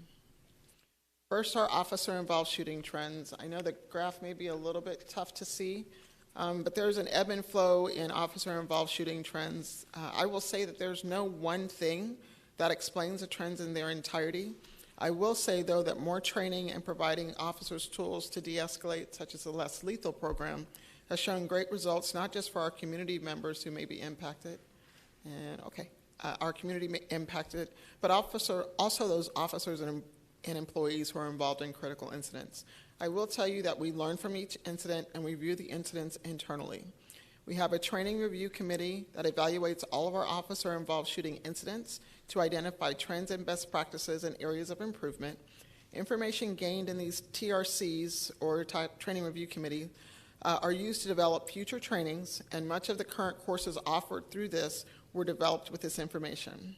Based on the trends and identified training created, mid-year data already reflects improvements in some areas of concern from the year prior, and a semi-annual report is published to the department and the community identifying the trends specific to the information that we learn. Let's talk about our community engagement post-critical incident. The purpose of this is to support neighborhoods and individuals impacted by a critical incident. In 2019, members of the police department and the city manager's office went to multiple cities to research best practices to see where we could improve. In Denver, our team learned that the police department sent uniformed officers into the community after an incident, and this information was brought back to the police department, and we created the post-critical incident program. Let me first explain what critical incidents are. An officer-involved shooting, a response to resistance resulting in death or serious bodily injury requiring hospitalization, all deaths and arrests of detainees when there is an act of resistance or when there is an attempt to evade the arrest, any other incident on a case-by-case basis which impacts the community, and any other police encounter at the direction of the police chief. Let's talk about what happens on scene. So first, the fire department's crisis response van is requested by police or a dispatcher. The van can be used to shelter or move people away from a critical incident. The outreach supervisor speaks to the police case agent or the supervisor, and this team provides crisis stabilization, trauma-informed care, and supportive services to anyone on scene. Within 24 to 48 hours of a critical incident, the outreach team canvasses the area. Our community response squad plainclothes detectives respond, our community action officers respond, and the fire department's crisis response team responds. They initiate contact, connect with residents and businesses, share information, address community concerns and fear, and provide connectivity to resources and support. These resources help them, those impacted, to better cope with life after the critical incident. We believe this engagement is beneficial to the community as a follow-up to the trauma, and the community wants to know what's happened post-critical incident. Next up, technology, data sharing, and transparency. We currently have dashboards on the police department's website that address officer-involved shootings, response to resistance, arrest, citations, and documenting when we point guns at people. We're currently working on a future dashboard that captures when we contact subjects and there was no police action taken or no enforcement. We are consistently hearing from the community that they want us to be more transparent. Also in accomplishments are mental health initiatives. So first, our Communications Bureau employees, as was previously mentioned, are trained in crisis intervention, mental health, call diversion, and mental health pickup orders. To answer Councilman Garcia's question about what are we doing, so we have co-located mental health staff and communications. We have mental health clinicians are co-located, and we do see a spike in diverted calls when they're in the call center with us. We've updated and continued training the Communications Bureau employees and crisis intervention team and how to talk to suicidal subjects. We've also included a policy to divert additional calls to mental health partners. And as I mentioned before, we've introduced 4 additional questions in the Bureau's questioning technique to identify suicidal callers and callers with mental health concerns.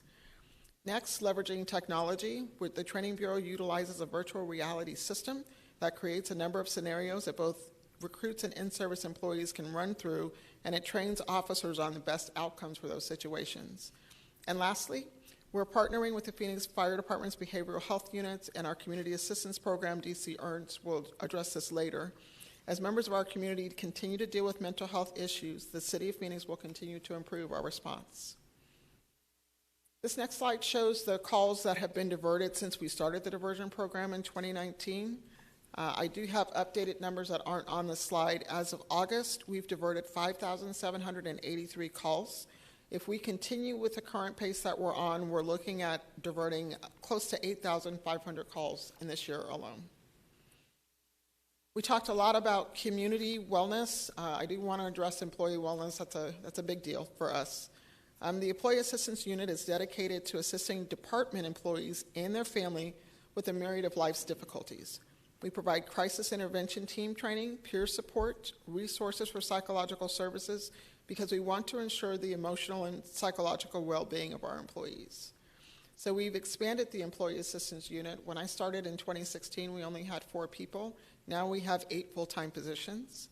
We've added psychologists that are on site in the police department, as well as have access to crisis preparation and recovery as an external source. We've added therapy dogs. There's 1 therapy dog in the Employee Assistance Unit, and there are 2 in the Family Investigations Bureau.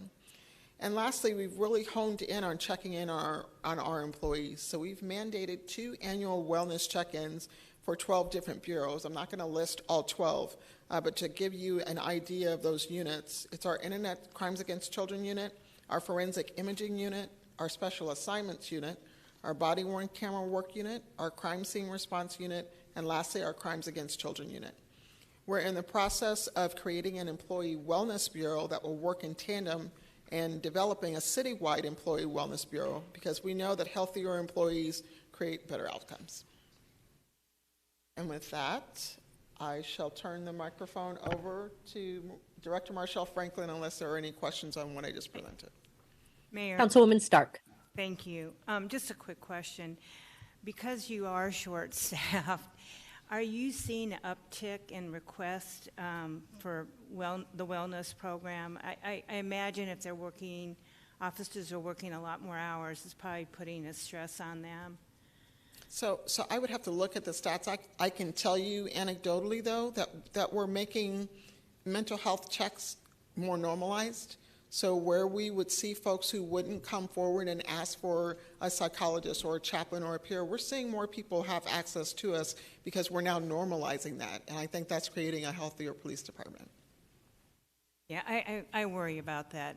I mean, it's a tough enough job officers have, but adding all the overtime, it's got to be stressful, and you're putting them into a lot more stressful situations. The other question I have, because we're short-staffed, and maybe this is more for the fire chief, but is that putting now pressure on our firefighters because you both go to the same calls a lot of times, and are you starting to see some issues with regards to mental wellness? Thank you, Mayor. He's right there. Thank you. We can have Chief Duran come up and speak to that briefly if you'd like him to. Thank you, Chief.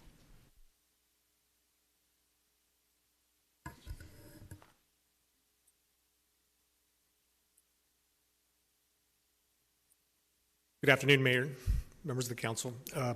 Yes, most definitely. As we are seeing at times here, we do have calls for service that are waiting for police officers on scene. And we are definitely starting to see the impacts of that in our system, is that we rely on our resources to stay on scene, which causes out of service time for us at times. That can be lengthy. Obviously, critical calls for service are being addressed by our police officers in a quick manner, but when it's less minor calls, it can have a delayed response. Thank you. And Mayor, just as a follow-up, I think that the police department has done some great accomplishments with regards to employee wellness, and I hope that if we see issues in the fire department that you can benefit from some of the things that they implemented as well. Thank you, Mayor. Thank you. We'll go to Councilman Waring and then Councilmember Garcia. Thank you, Mayor. I'm looking at the chart on, so it's page 12, if I'm reading this right, but I think it's chart 24, the officer-involved shooting trends. And the striking thing about it is there is no trend. Probably should drop that word and just say officer-involved shootings. So there's one striking thing about it that really stands out, and that the highest number of shootings wasn't 2020, when that subject was front page news all the time.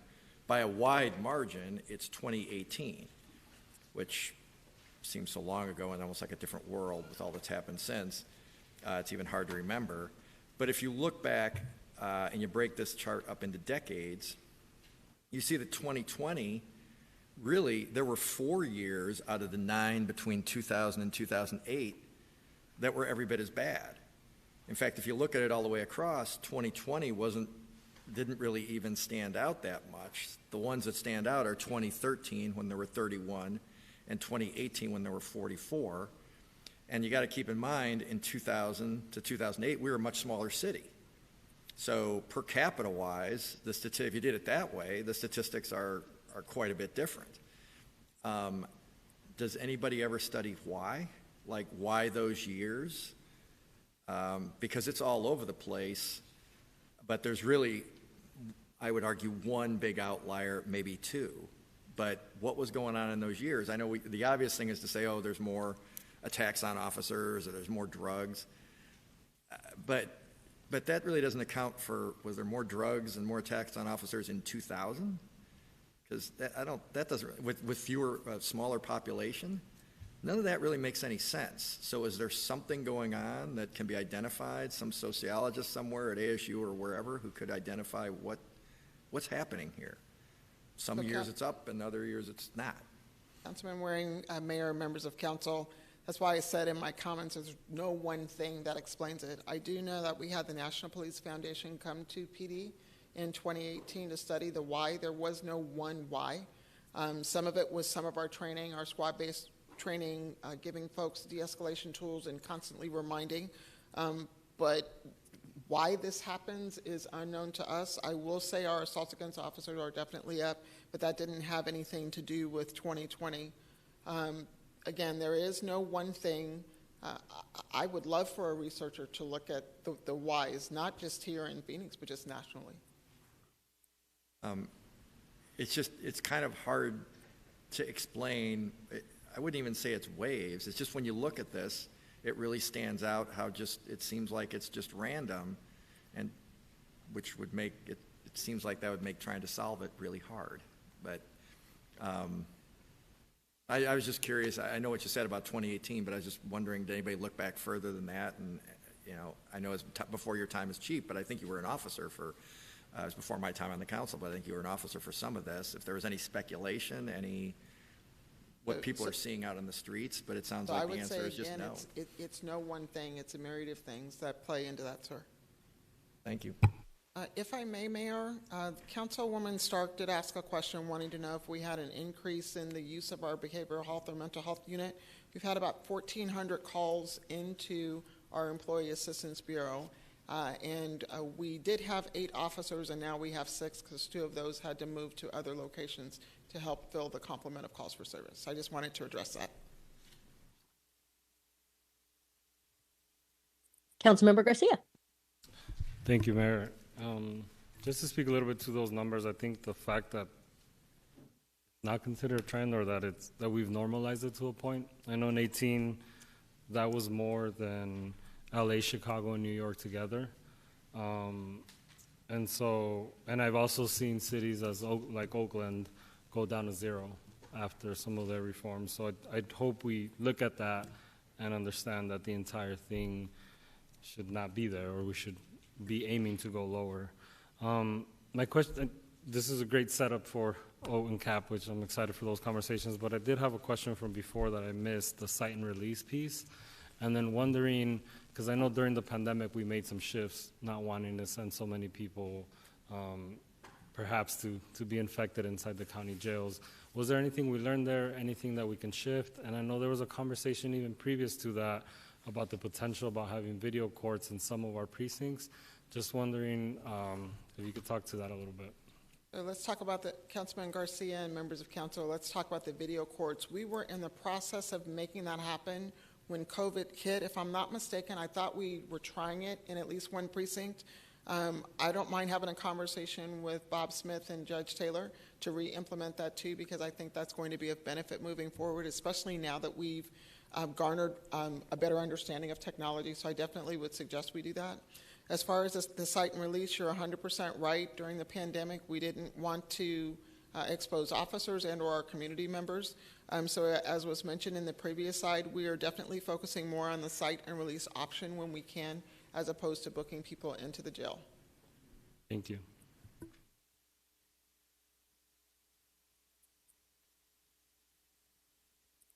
Mayor, can I ask another question? Councilman Waring. Thank you. I'm sorry, I'm not jumping the line. I assume I didn't see anybody else raise a hand. So, Chief, I think you and I have discussed this both personally and at meetings like this. I can't remember the exact years that they used, but I think it was the Republic that did a study about the shootings between, I'm going to guess, like 2016 to 2021. I think it was a 5-year period.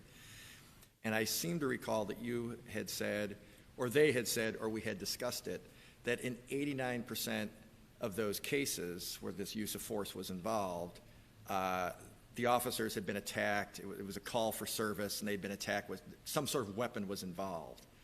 Is that still basically the case?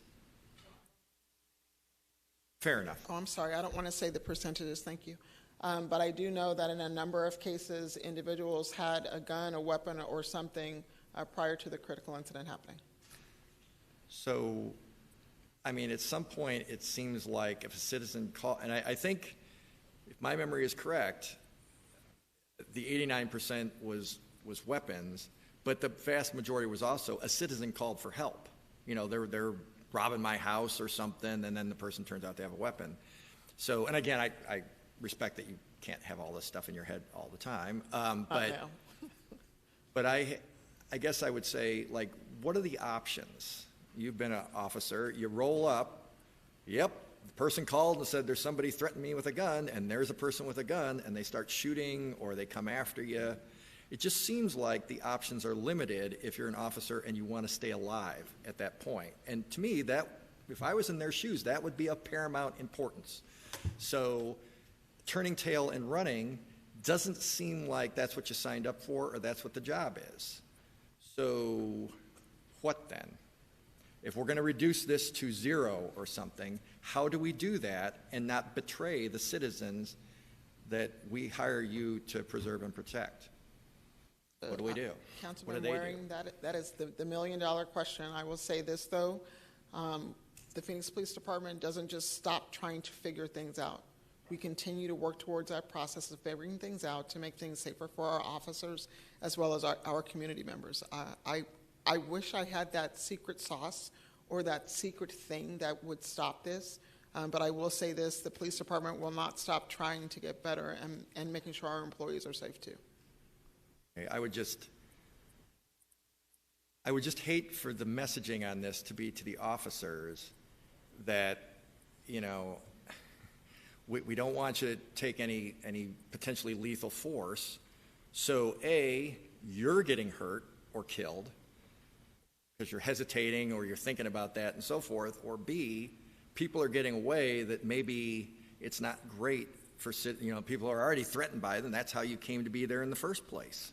So I guess I'm just concerned at this narrative that's been created. Yes, it would be great to avoid these tragedies, but at some point they're going to be unavoidable as long as there are people doing things they shouldn't be doing with weapons, pointing weapons at officers or innocent civilians. So yes to all the points. Messaging does matter, but also we want to make sure we give the officers the right tools that they need as well, as far as the less lethal program and other things. So we're taking notes. Thank you. Mayor? Councilman? Oh, thank you. To Councilman Waring's point, I think the messaging is really simple, and it goes back to my point earlier. We've been way too focused on the police officer than the focus needed to be on the individuals that are committing the crimes, that have been violent against others, violent against the police officers. The messaging is really simple. And Jim, I can tell you, I think it's easy. Don't point a gun at somebody. Don't point a gun at a police officer. Don't try to grab the police officer's gun, and comply. If a police officer says to do something, just do it. You may not like it, just do it. When you get pulled over, put your hands on the steering wheel. 10 o'clock and 2 o'clock. We learned that when we were kids. You have to comply to what the police officer. You may not agree with it, but that is the way to do it. That's the way our society is built on it, and that's the way that keeps everyone safe. If you want to get down to 0, individuals need to quit pointing guns at police officers, quit pointing guns at others, and they need to start complying with what the police officers are telling them to do. That is how you get down to 0. Thank you, Mayor.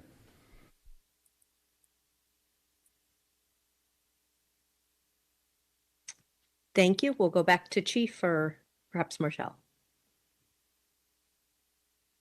So thank you, Chief Williams. Good afternoon, Mayor and City Council.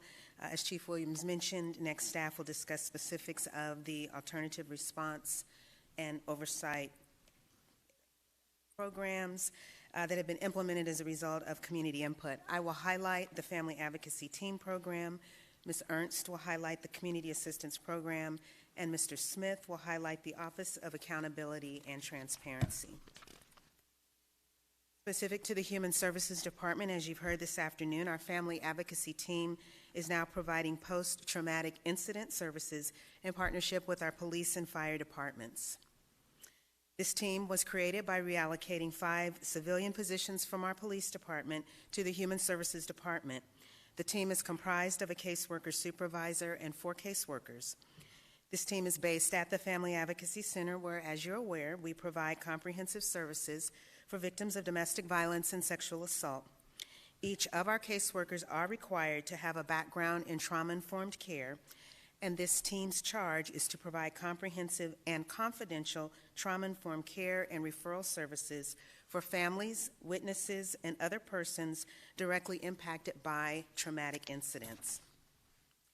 As mentioned previously by our chief, a traumatic incident is defined as an officer-involved shooting resulting in the death or serious injury of a community member, response to resistance resulting in death or serious bodily injury requiring hospitalization, in custody death of those arrested or detained, and any other police encounter at the direction of the police chief.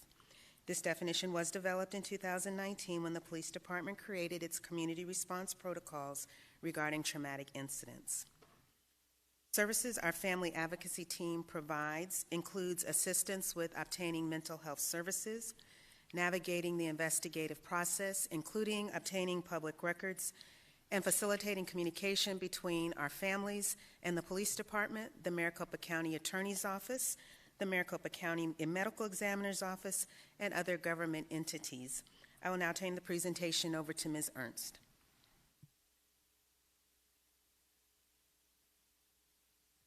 Pardon me. Thank you, Director Franklin, Mayor, and Council members. During this presentation, I will review the launch of the first Behavioral Health Unit, Community Assistance Program Matrix, our Community Outreach Survey results, and our next steps. On July 25th of this year, CAP completed the soft launch of the first Behavioral Health Unit, BH1. The team is staffed utilizing CAP caseworkers as well as peer support specialists from La Frontera Impact. BHU responses are determined by information obtained during the 911 intake process. PD operators utilize 14 questions to assist in identifying the right resource to send. Based on the information provided by the individual calling 911, a BHU team may respond independent of first responders or as a co-response with first responders. When the BHU team is determined to be the right resource, PD transfers the caller to a BHU dispatcher. The dispatcher activates the BHU team for response and continues to gather information from the caller to assess that individual's need or the individual that they are calling about. Between July 25th and September 9th, BH1 has been dispatched out 56 times. Over the last year, CAP has worked with Harvard Kennedy Government Performance Lab. This collaboration has contributed to identifying key performance indicators for future reports. As we continue to collect data on the work that our BHU team, we will provide information on requests for service, the number of individuals assisted, the number of cases resolved by phone, the number of individuals who were stabilized in place versus those who needed a higher level of care, how many times the BHU team engaged PD for assistance on a call, and ongoing community outreach efforts. This slide provides information on the hiring that has taken place since July 2021. We've faced challenges just like others across the country with hiring. To date, we've filled 22 of the 86 positions. We have additional candidates currently in the process of being hired. Our partners have hired 8 peer support specialists. And we continue to work with our Human Resources Department to recruit. We are also evaluating the use of incentives in future recruitments. Between February 26th and April 30th of this year, we participated with Guns Communication, Inc. in completing 32 outreach events, resulting in 1,600 completed surveys. The next 4 slides represent the results of those surveys. This slide addresses 2 questions from the survey. The graph on the left shows that 85% of the respondents reported that they were residents of the city. The information on the right of the slide shows that individuals from all districts responded to the survey. On this slide, the graph on the left are responses to who would those surveyed reach out to if they experienced a behavioral health crisis. 64% of the respondents indicated that they would contact first responders, either police or fire. The graph on the right shows that 62% of the respondents wanted a behavioral health specialist to respond if they are experiencing a behavioral health crisis. When asked how they would feel if a first responder was dispatched on a behavioral health crisis, 44% of the respondents expressed feeling anxious or uncomfortable. The respondents reported police may not be properly trained to assess and resolve the situation. Other survey respondents indicated that a dedicated team of professionals in the field, let me go back to that. Other survey responses indicated that respondents want a dedicated team of professionals in the field to respond and to conduct follow-ups. All survey results will be placed on the City of Phoenix Fire Department website soon. Moving forward, our next steps, we will continue to work with Fire EMS and Fire Dispatch to collaborate with MD Ally to launch the first phase of telehealth implementation. CAP will continue hiring. We will be working on updating our website. We'll be implementing a survey for those who receive BHU services and continue to do community outreach to identify additional community partnerships and identify opportunities for placement for BHU teams. Finally, we will return to council periodically to provide updates on the implementation of the BHU teams as well as the telehealth services. Now we'll pause for some questions. Thank you.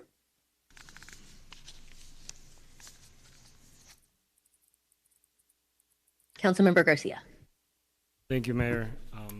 Thank you for that. Really excited about the CAP program. I got to see the STAR program in person last month in Denver. So really excited about where they're at now. A couple of questions I have is, we've asked for, and I don't know if this is to city management or to you, for a standing oversight committee or some sort of community working group that works alongside the CAP program.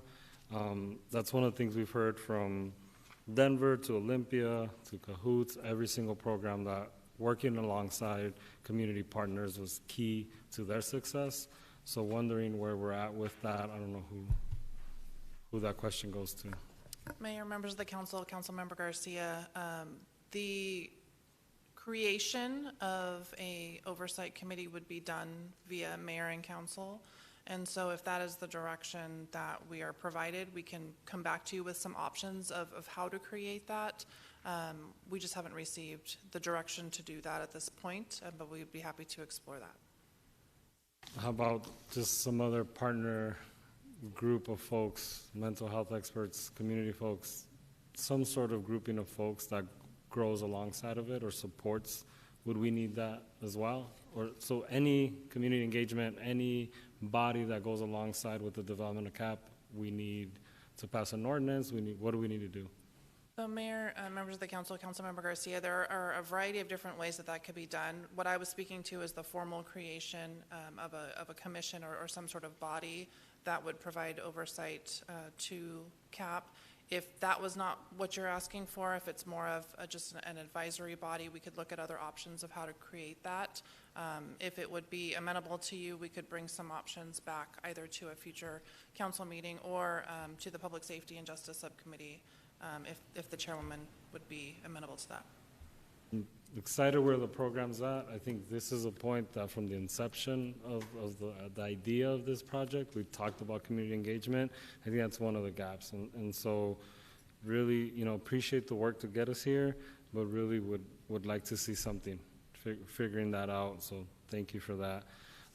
Is there a more updated timeline? I know we have one van now, but what does the rollout look like or the growth of the program look like? Mayor and council member, thank you for the question. Obviously, hiring has been a challenge in getting us moving forward, but we anticipate over the next few months being able to have a coverage for 24/7.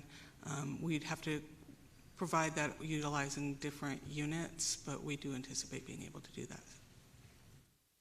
So there's no timeline like when the second van, or it's just all depending on where the hiring piece? Is that Correct. what's Correct. So there's the hiring piece, but there's also the onboarding piece and making sure that we give our new employees the opportunity to feel comfortable as they get out there. Sorry. Thank you, Mayor and Council. Yeah, no. I think just out of some of that from Denver and Olympia and Cahoots, I just wanted to outline some of the great things we saw in those departments. I'm sure you've heard them. Just kind of want to put them on the record. Some of the patterns we've seen with them, folks in the vans or coming out wearing street clothes, also trained in de-escalation tactics. What I saw a lot was resources that the vans actually held a lot, especially when we, talking about heat mitigation last week and so on. A lot of water, food, clothing, that kind of support. Most of them have some sort of harm reduction policy or some sort of, values set that they have. Some of the, as we think about growth or where it's going to be at, I think as we see that, is just figuring out what the need is. So I guess my question or comment is to how are we keeping track as the growth happens, or as we realize that more of the calls can be taken by CAP, what an actual measure of need can look like. And I'm sure you're going to have your certain data, but we've had the program for a long time. But with this new iteration, I think some of the keys we saw in other places is what is that measurement of growth, so that we know realistically what it's going to take, what kind of size you're going to need. I don't know if that makes sense as a question. Mayor and Council member, yes, it does. We are looking at how and what data we are collecting, including trying to learn what is needed that isn't available in the community for the individuals that we come into contact with. We do provide some of the training that you listed, and we do provide some of the resources that you listed already as well. Okay. No, really excited. I don't know if it's through public safety or where, but I'm just excited to watch you grow, and if some needs come up also, please let us know.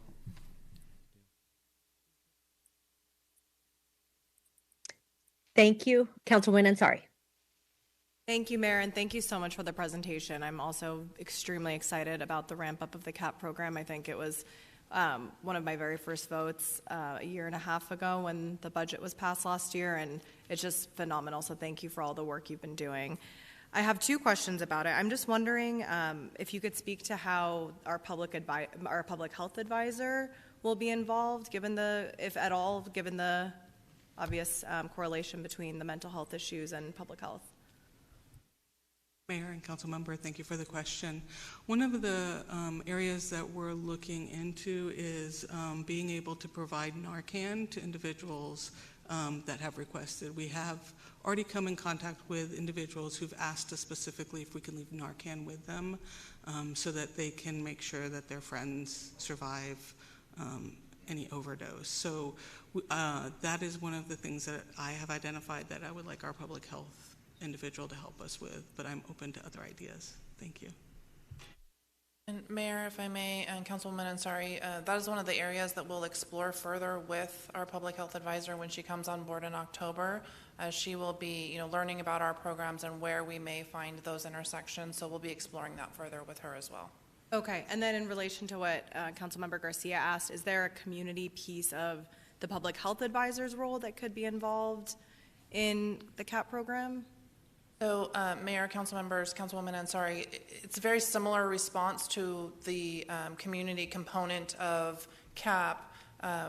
There are a variety of options. We could have something that's very formal that could be created by mayor and council as a formal commission, a public health commission. We could also do something that is less formal. And again, we can provide some of those options to the council as we move forward in developing out both programs. Okay, got it. And then my other question has to do with just decision-making around where the physical locations for CAP go. I know, for example, in the GO bond proposed items, there are some fire stations that say fire station / community assistant program, but not every single one. How is that decision-making process made, and is there advocacy that the community can do to get physical locations of CAP in their community? Mayor, City Council Member, thank you. What we're looking at is data that we're collecting along the way. We have our behavioral health dispatcher who is monitoring calls outside of where we're currently responding to see where our next iteration will be. In addition, in order to meet the needs of our community and response times, we are looking to try to find locations that are easily accessible to the freeways so that we can respond in a timely manner to the needs. So how many physical locations at fire stations, or in addition, will there be by the time at least our current investment is complete? Mayor and City Council Member, I don't have that number with me right now, but I'd be happy to come back with that information later. Okay, and perhaps that could be, like was mentioned, a discussion we have in the Public Safety and Justice Subcommittee as well as we continue to get reports. It would be interesting to see where throughout the city of Phoenix we're going to see that, because I know there's just so much interest in this and so much need. So obviously want to make sure it's equally distributed throughout the city, but also the areas where you're getting the calls. So thank you. Thank you. And I just wanted to add to DC's excellent presentation. One of the things that I think is important about this initiative is when we surveyed our officers back in 2018, they also thought that a program like CAP could be very helpful to improving public safety. And as we've been talking about throughout the day, making sure the officers are doing the work they need to do and other professionals, including clinicians and social workers, can respond when they are best able to address the challenge. Also wanted to let everyone know that several of our existing boards and commissions have offered to partner and be helpful in this area. The Workforce Board would love to work with us on making sure we can hire, and I know ASU was very excited about plugging team members in as well. The Commission on Disability Issues has also expressed real interest in the CAP program, so good opportunities for citizen engagement there. And with that, I do not see any other hands, so we will go back to, is it either DC or Roger?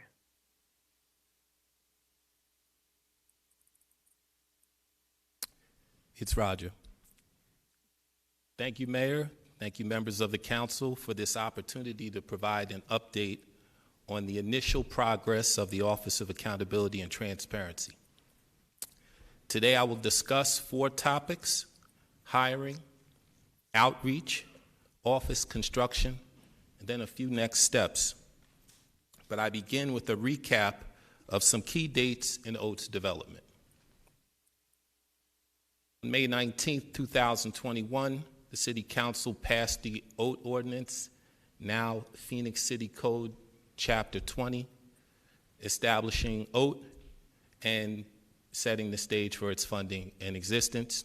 Following upon this vote, there were a number of meetings with the community to get some input regarding OAT's work and regarding the staffing of the agency. Pursuant to that input, from September 29th through October 1st of 2021, there was a community forum and a series of interviews designed to identify the first OAT director. Now, consistent with its commitment to get OAT off to the best possible start, the city hired Roger Smith to be the first OAT director. I began work in December. After this, in April of 2022, OAT began first posting its job positions. That posting goes on to this day, and a number of positions have already been hired. In May of 2022, the construction of the OAT office began. And importantly, in July of 2022, discussions regarding a memorandum of understanding with the Phoenix Police Department governing the sharing of information and the terms of OAT's work began. Next, we move to hiring. Initially, it was anticipated that OAT would have 15 positions at the outset. And here's where some of that progress stands.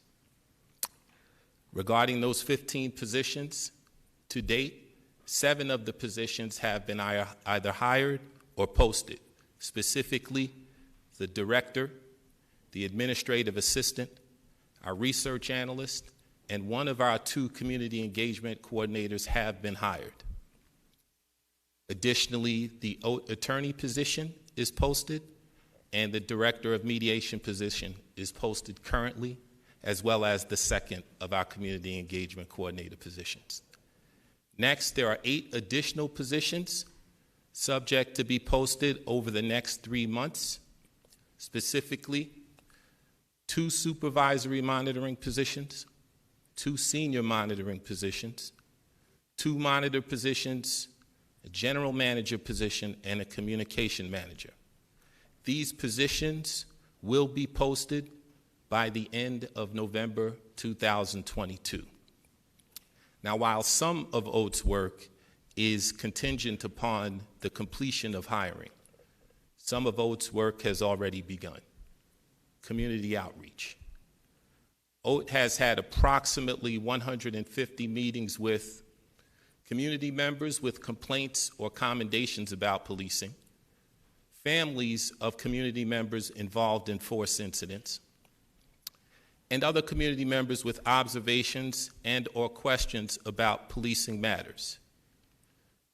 These are some examples of community organizations that OAT has met with over the past 9 months.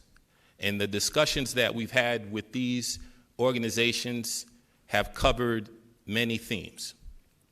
Among those, response.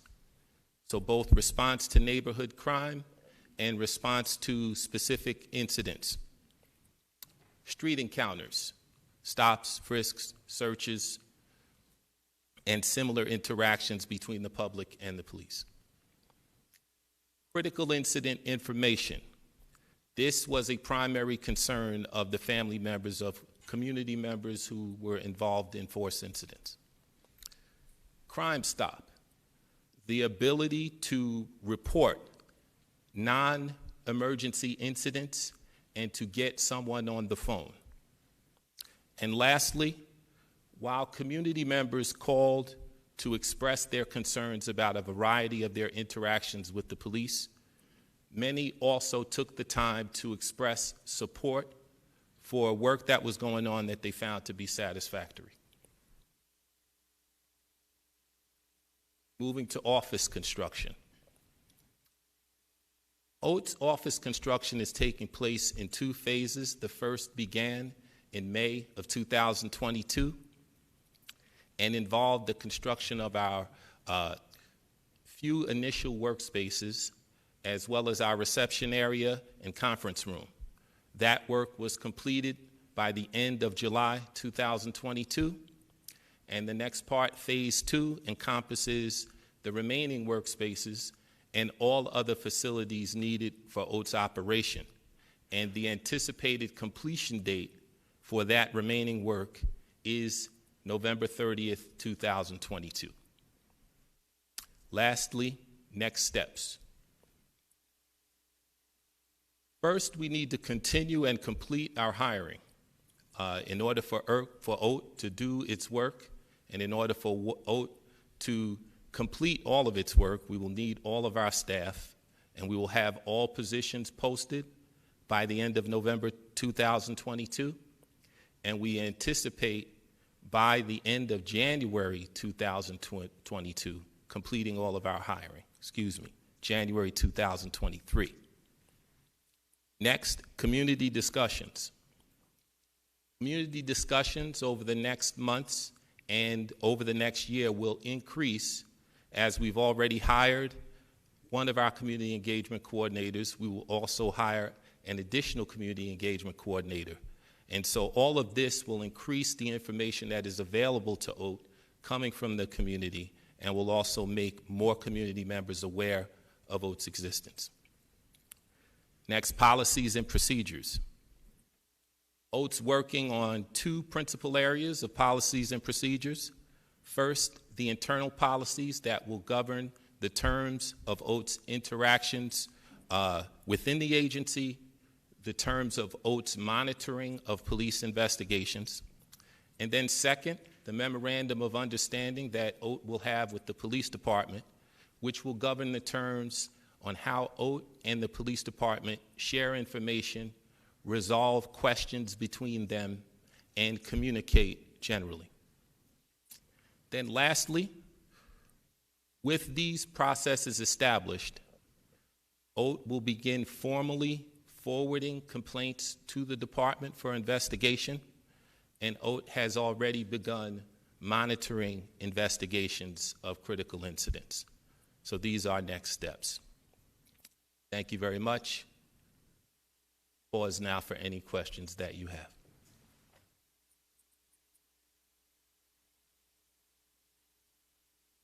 Seeing none, we will turn to Lori.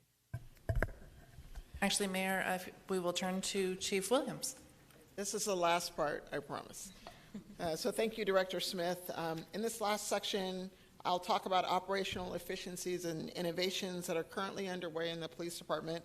All of you all have mentioned our staffing challenges. So instead of just turning around and walking away, we have to come up with ways to resolve those. So we've had to be tasked with rethinking how we provide the service delivery to our city. First, I want to talk about the Center for Continuous Improvement. It was established in 2020. The mission is driven to implement innovative solutions to increase transparency, efficiency, and accountability across the police department.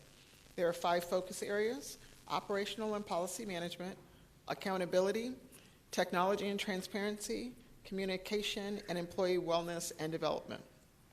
CCI, or Center for Continuous Improvement, identifies best practices and recommends those implementation best practices to the police chief. This is a benefit to the department and the community because PPD is looking to be more proactive rather than reactive to policing trends and practices. Councilwoman Guardado mentioned this briefly, and I said I was going to talk about the Compliance and Oversight Bureau. It was created in April of 2021, and it's created to continuously measure and monitor the level of service and compliance by our officers, and then proactively address shortfalls or gaps I think you were talking about, and recognize areas where improvement is made possible on a continuous basis. There are 2 teams in the Compliance and Oversight Bureau. Team 1 is the compliance team. They oversee bureau and precinct audits, which would include some of the things that you were mentioning, Councilwoman. Special request audits, after-action reports, and proactive inspections. Our oversight team oversees the early identification and intervention program and special project teams that houses different data sets. Organizationally, again, we recognize the only way to improve is to continuously assess ourselves and improve in the process. Our accreditation, the Arizona Law Enforcement Accreditation Program, or ALEAP, is sanctioned by the Arizona Association of Chiefs of Police. It's an accreditation body that was selected by the U.S. Department of Justice for the state of Arizona, and it also gives us the ability to receive some federal funds by being in compliance. Accreditation is a 2-year process, and we're on track to be in full compliance in January of 2023. So just for reference, ALEAP has about 500 individual standards. So some of the benefits of being accredited: it promotes accountability, it offers a mechanism for us to identify and correct deficiencies before they become problems, and it demonstrates our commitment to our community.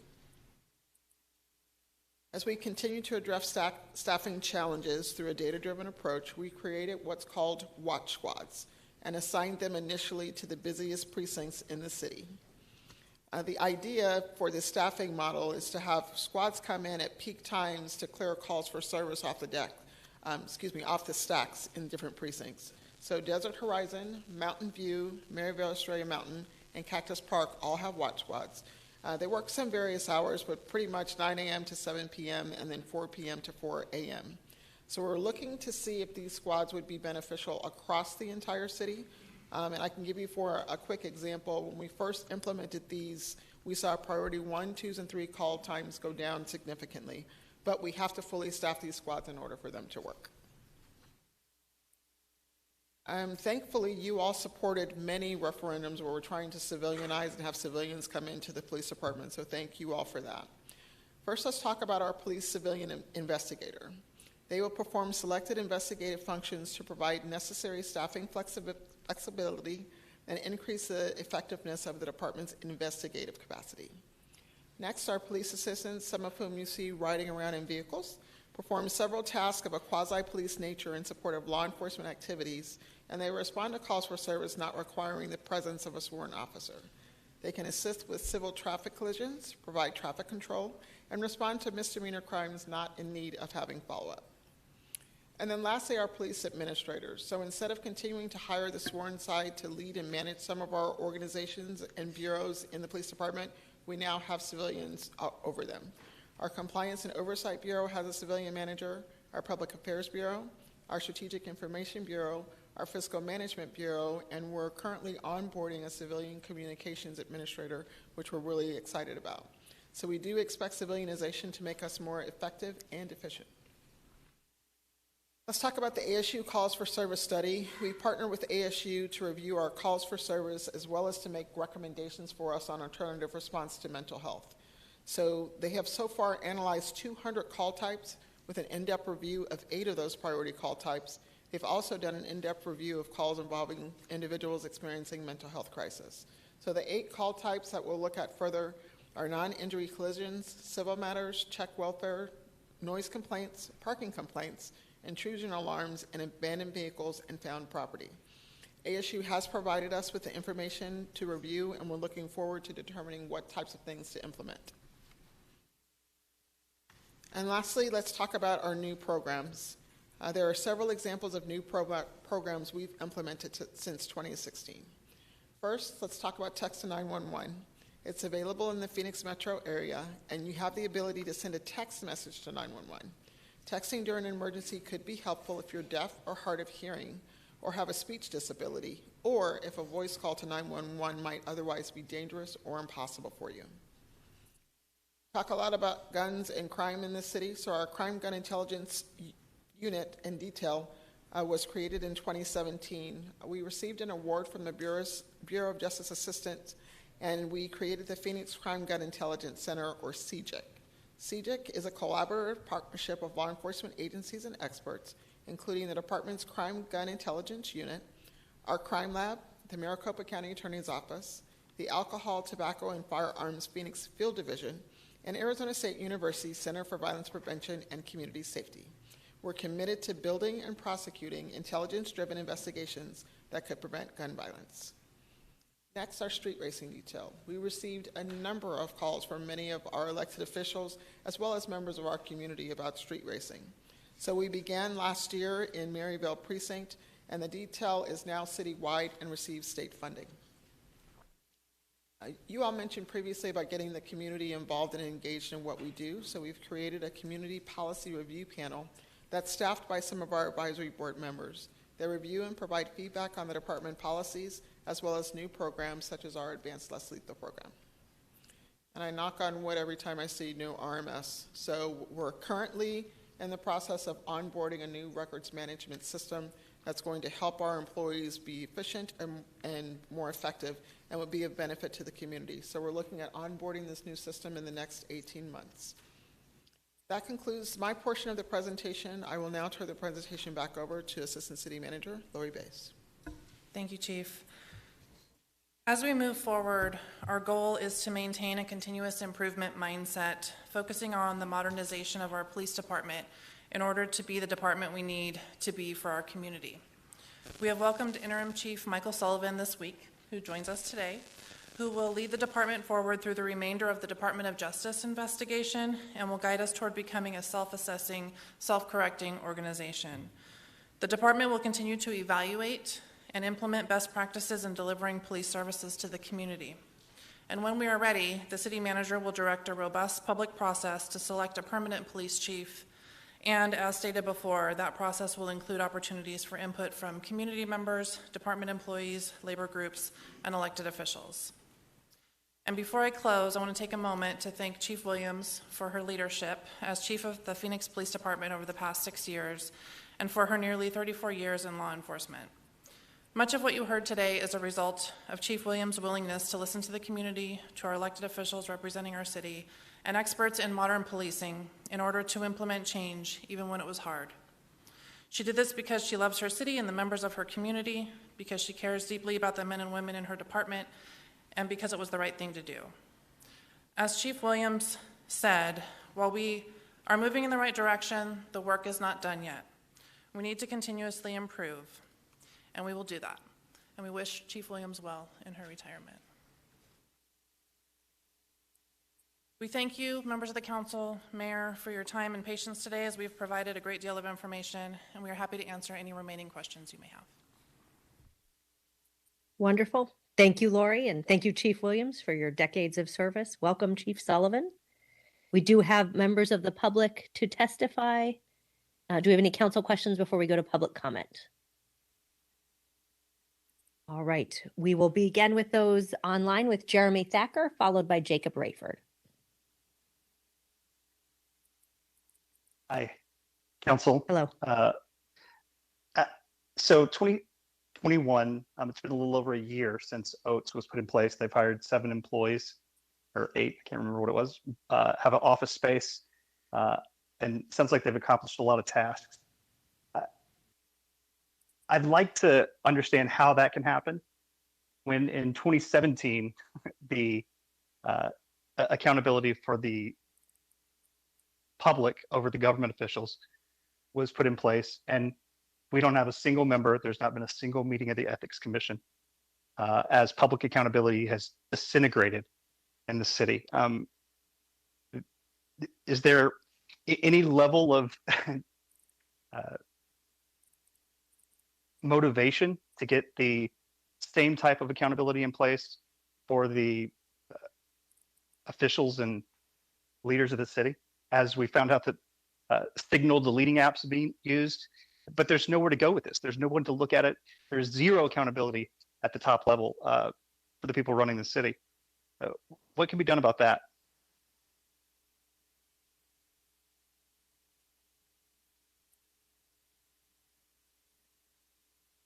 Thank you. Jacob is next, followed by Cynthia Garcia.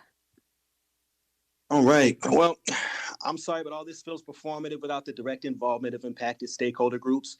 Creating a program that potentially throwing together a committee rather than after the fact makes zero sense. Okay, standing committees should be implemented expeditiously, and you should not introduce CAP to the community until the directive is community approved. I mean, do y'all want something done now, or do you want something done right? I mean, I've yet to see anything that ensures these are nothing more than hasty unilateral decisions intended to gloss over deeply rooted systemic issues within our first responder system and look good for the DOJ. So I'm going to be frank, y'all. We're going to need a new department, not scattered programs or retraining. If it's CAP, then envision CAP is comparable to existing first responder departments. When will y'all start taking this issue seriously? When the wound is deep enough, a bandage will not suffice. Now, is that gun survey the same one that y'all stuffed in the back of the city website? The same one that contains language that reinforces over policing? Anyways, it's dishonest to ignore the myriad community members and social justice advocacy groups that have been speaking here over the past few years, instead clandestinely seeking to create your own groups. And yes, that word, because Jeff Barton hasn't so much as tweeted the intention of alternative programs like CAP in 116 days since he promised us directly that he'd inform the public. But I guess parking structures and storage facilities are more important. The general public didn't know about any of this, so naturally a bias and opportunity to control narrative and mitigate substantive changes outside of y'all comfort zone and under y'all desired police budget exists. So mental health training for PD is damn near moot point because you should naturally defer to CAP. Am I right? You cannot train people to instinctively rely on two polarizing philosophies. Something will give. There cannot be a margin for error when that error includes death of a community member. If the issue moves into interactions outside capabilities of those professionally trained in behavioral health, then police with non-lethal resources should be dispatched, just like how fire shows up and determines that they need assistance outside the department. So again, that's more money wasted. So one thing y'all will never address is how y'all supposedly want more steps. And give me a couple more seconds in between, because this is important. Y'all want more steps in between going for lethal weapons, right? But y'all won't address why lethal weapons is on the dominant side. Muscle memory alone drives officers towards more discharging scenarios. So make it make sense. Like, there's so many questions and not enough time. This is not enough time. Cynthia is next, followed by Susan Massey. Hi, I'm Cynthia Garcia with the We Rising Project and No Cap Coalition. First, I want to mention this has been an interesting presentation, more particularly the language used to blame individuals who come in contact with police by means of saying, response to resistance rather than use of force. When we have seen public videos of Phoenix officers beating or killing unarmed individuals, especially within the unhoused community. Another phrase I heard was violence against police rather than police violence. Again, blame is being shifted to the victim rather than the department being held accountable. Second, regarding CAP, we've been asking for the city to keep the community informed on the development of this program through social media. And this is something that was promised by Jeff Barton and obviously hasn't happened yet. Impacted community members need to be involved in developing the CAP before introducing it to the neighborhoods. We're also demanding that the fundamentals from no CAP be adopted and applied to the CAP. And creating an oversight committee also needs involvement from the community, especially those impacted by the system and those professionals in the field. This program needs to be a resource for all victim lists and nonviolence dispatches. Since these calls would be dispatched to CAP, it's also essential that the police budget be adjusted and reallocated. So we need to move these funds towards CAP and away from the police department. And last, the city still hasn't addressed these signal messages. It seems like there's no accountability or transparency here. So what's being hidden? When will you guys address this? And I yield my time. Susan is next, followed Ana Hernandez in person. Hi, thank you, Mayor and City Council members. I really appreciate the effort, to look into CAP, to set up this program. This is really personal to me. A friend of mine was undergoing a mental health crisis and was harmed, very harmed in that response. And, I had no idea that this was even being proposed until I heard about it from other community groups. And, I really would echo the statements that have been made about really engaging the community. I think, there was a list of some groups that I guess had been consulted, but it feels very minimal compared to, just how big our community is and how far reaching that some of those impacts have really had, and just how many people I think would really like to be able to have an opportunity to speak into it and ensure accountability so that they can feel safe and that those things won't be repeated in the future. Thank you. I yield. Thank you. Ana is next, followed by Katie Beza.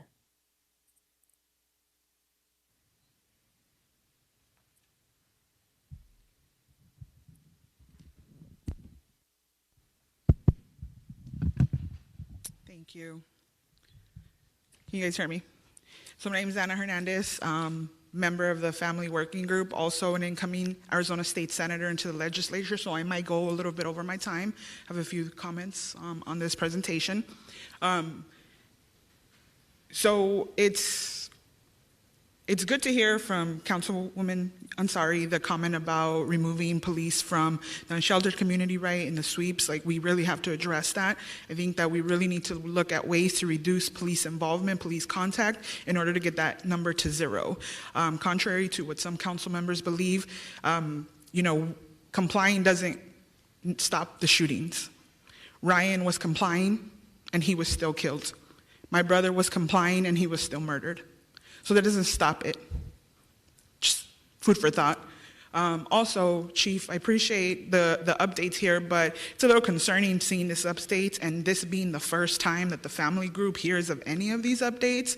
We weren't even aware that these were being presented today from Phoenix PD, considering we spent months at the table having conversations about these policy changes. So we sent an email over on February 3rd with additional suggestions on policy. We received a response from then Executive Chief Kurtenbach that we would be responded to, and we have not heard from anybody since February 4th. So this is the first time that we are hearing these updates, right? That's a little concerning. Also, it would be in a lot more good faith to know that these changes were going to happen when we know that policy is violated. Officers are removed from their jobs, they appeal their jobs back, and the Civilian Review Board reinstates those officers, right? So that's a big concern that I didn't see addressed in this presentation at all, and that is hugely concerning to the families like mine that have been directly impacted. So that may be something that could be looked at as well, because without addressing that and how we are going to properly remove officers that blatantly violate policy, everything that's presented in this and these graphics mean absolutely nothing to the people that have been on the receiving end of police violence. So I would also like to thank Councilmember Garcia for continuously centering the directly impacted families and folks that are the receiving end of this police violence, like I said. So those are just some suggestions from us. Also, it would be great to actually continue the conversations in regard to that, because we still have a family that has not received items. So part of those policy updates that we spoke about was the returning of loved ones' belongings. And James Garcia, we still have a situation there. So it would be greatly if that could be addressed. So yeah, that's all I have for today. Katie will be our last speaker.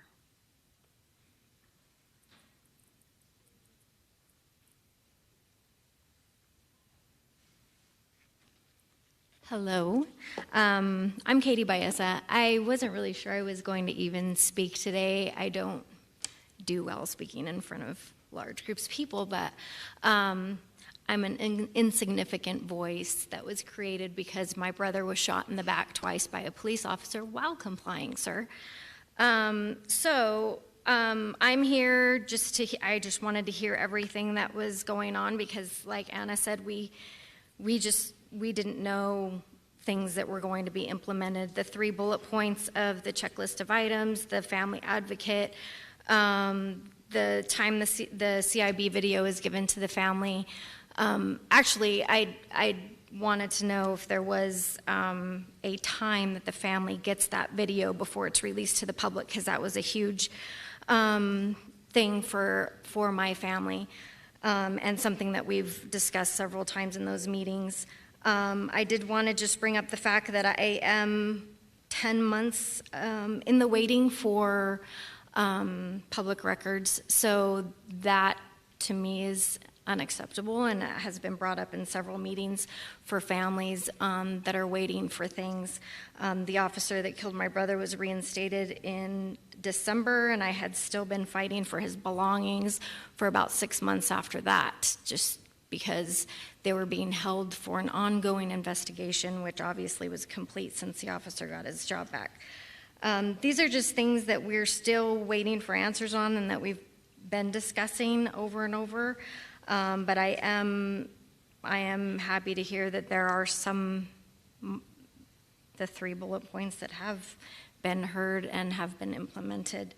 The last thing is about OAT. Since the legislation passed, the HB 2721 passed, I am curious on what council or the city is doing regarding that and OAT. Thank you. Thank you. That concludes public comment. We'll turn back to the council. Mayor. I couldn't see who that was. Go ahead. Councilwoman O'Brien. Thank you. Thank you. I'd like to thank all the staff involved in developing this large presentation and for going into the detail in all the policies changes that have been made as a city for our policing models and strategies. I personally had the opportunity to tour our training facility almost a year ago, where I first learned of the pilot program with the non-lethal options and had the opportunity to test both the pepper balls and the dense foam projectile. I applaud the expansion of this program. Any opportunity we can use non-lethal means to ensure compliance should always be used and considered first before a gun is ever drawn by our officers, except in cases of life-threatening scenarios. Councilwoman Guardado made a great point at the beginning of this meeting. Our officers are currently tasked with doing jobs that officers just aren't properly trained or equipped for. They never were meant to do these mental health calls. The historic investment that this council made in the CAP program has helped to bring mental health professionals to the calls where they are required. There are still more strategies and investments that I think we can look at, like adequate homeless and transient outreach by trained mental health and drug professionals, as well as additional partnerships with professionals who have proven methods of weaning people off drugs and into a healthy and stable life. However, like Councilman DeCiccio said, no amount of training or equipment will make up for the lack of support our officers feel from this council. I would ask any council member who has not yet visited the training academy to take the opportunity to tour and learn from our academy what our recruits are learning in the ways of de-escalation. Additionally, my office will be asking each of you if you would be willing to record a supportive message to our officers, and hopefully we can take the first steps to help turn this morale crisis around. As we've learned today, we've made monumental steps forward, and we've learned countless best practices from various studies performed and conversations had with other national cities. As Chief Williams begins the transition period with Chief Sullivan and starts her retirement, I want to give another thanks to her for all of her leadership through all these policy changes and new program developments in difficult times over the last several years. Chief Sullivan, I look forward to your partnership as we continue these efforts and identify more opportunities for improvement, because the key to word and continuous improvement, it is continuous. We always have to be striving to be better and to do better for our citizens and for our staff members, our officers, our visitors, for everybody in the city. So I look forward to working with you, Chief Sullivan, and continued relationship with the police department, the fire department, and all of city staff. Thank you again for your hard work for this presentation. Thank you, Mayor. Thank you, Councilwoman O'Brien. Mayor. Councilwoman Stark. Thank you. I want to thank the chief. She really has tackled a lot of issues, and I think she's done a wonderful job. And sure, are there other improvements we should be making? Yeah. And I do like the idea that we get families more involved. I think that is critical. But I've known the chief since she was a commander, and she has a passion for police, law enforcement, and I really want to thank her for stepping up and listening to council and listening to the public. You've done a wonderful job. I certainly am going to miss you. I know there's a lot of people that are going to miss you, but we know you'll be around. We can find you. We know where you live. So thank you so much. I think, Lori, you probably paid the best tribute to her, and I agree with everything you said. Good luck in the future, and enjoy retirement.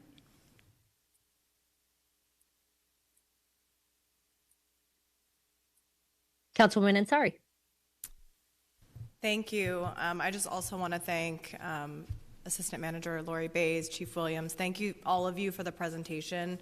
In, I think, the year and a half that I've been here, this is the most in-depth conversation, certainly, that we've had on all of the changes that have been made, all of the hard work that the chief and so many others have made to make sure that we enact policies that will improve our police department and also have better alternative responses to so many calls that do not need to be handled by our police department, which I agree There's a lot that we can take off officers' plates so that they can focus on the things that they need to be focusing on. I think thinking through a lot of the conversations and comments that have been made today, it's obvious that we know staffing challenges and reducing response times are a priority. I think that we've shown that as a council with the fact that we discuss it at nearly every single public safety and justice subcommittee that I'm honored to serve on, and the fact that we voted to raise wages to help with recruitment and retention and so much more. But in my view, that conversation is absolutely not mutually exclusive with having this conversation today about new policies that we need to continue to enact and improvements that we need to make to have, again, a department that is respected, certainly, and we need to be doing everything we can to reduce officer-involved shootings, to ensure 100% compliance with our body-worn camera policy. We need to make sure that we are making the process even easier. I thank those who have served on the family advocacy groups. That was one of the first meetings I attended as a councilwoman with the leadership of Councilman Garcia and Councilwoman Guardado. I think continuing to work with them to make sure that that process is easier as we work to reduce those numbers even further.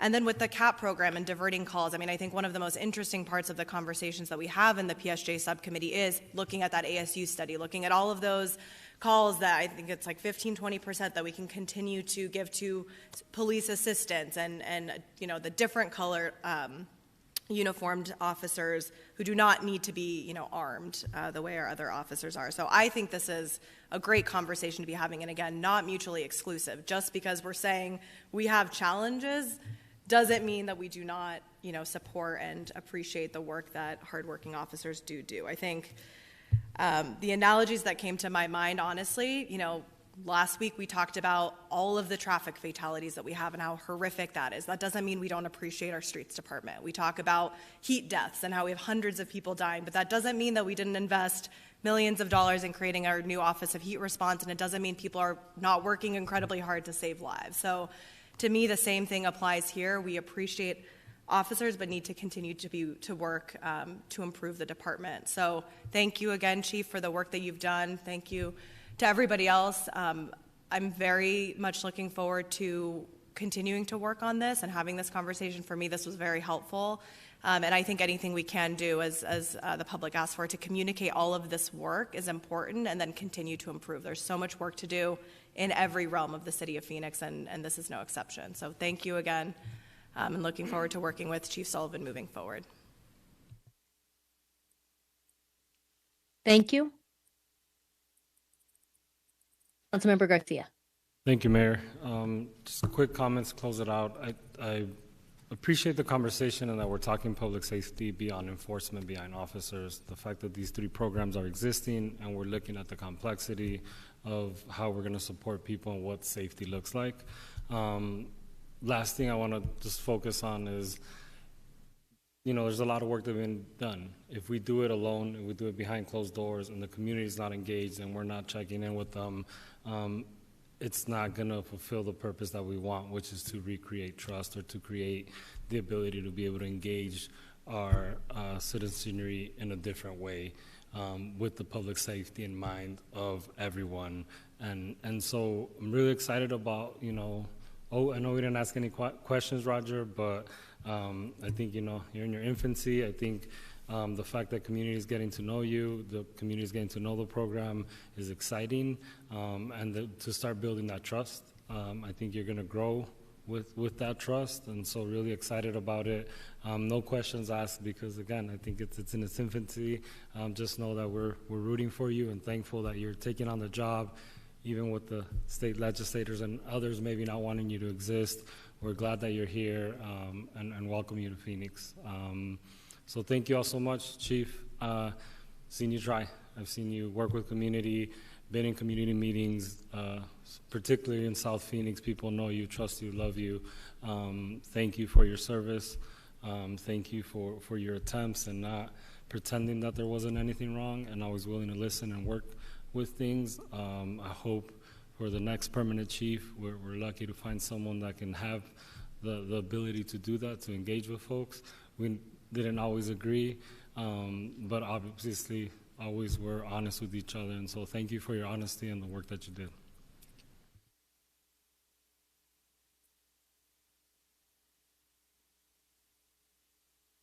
Thank you so much for joining us today. Thank you for the important work our city is doing to have a safer community. We are adjourned.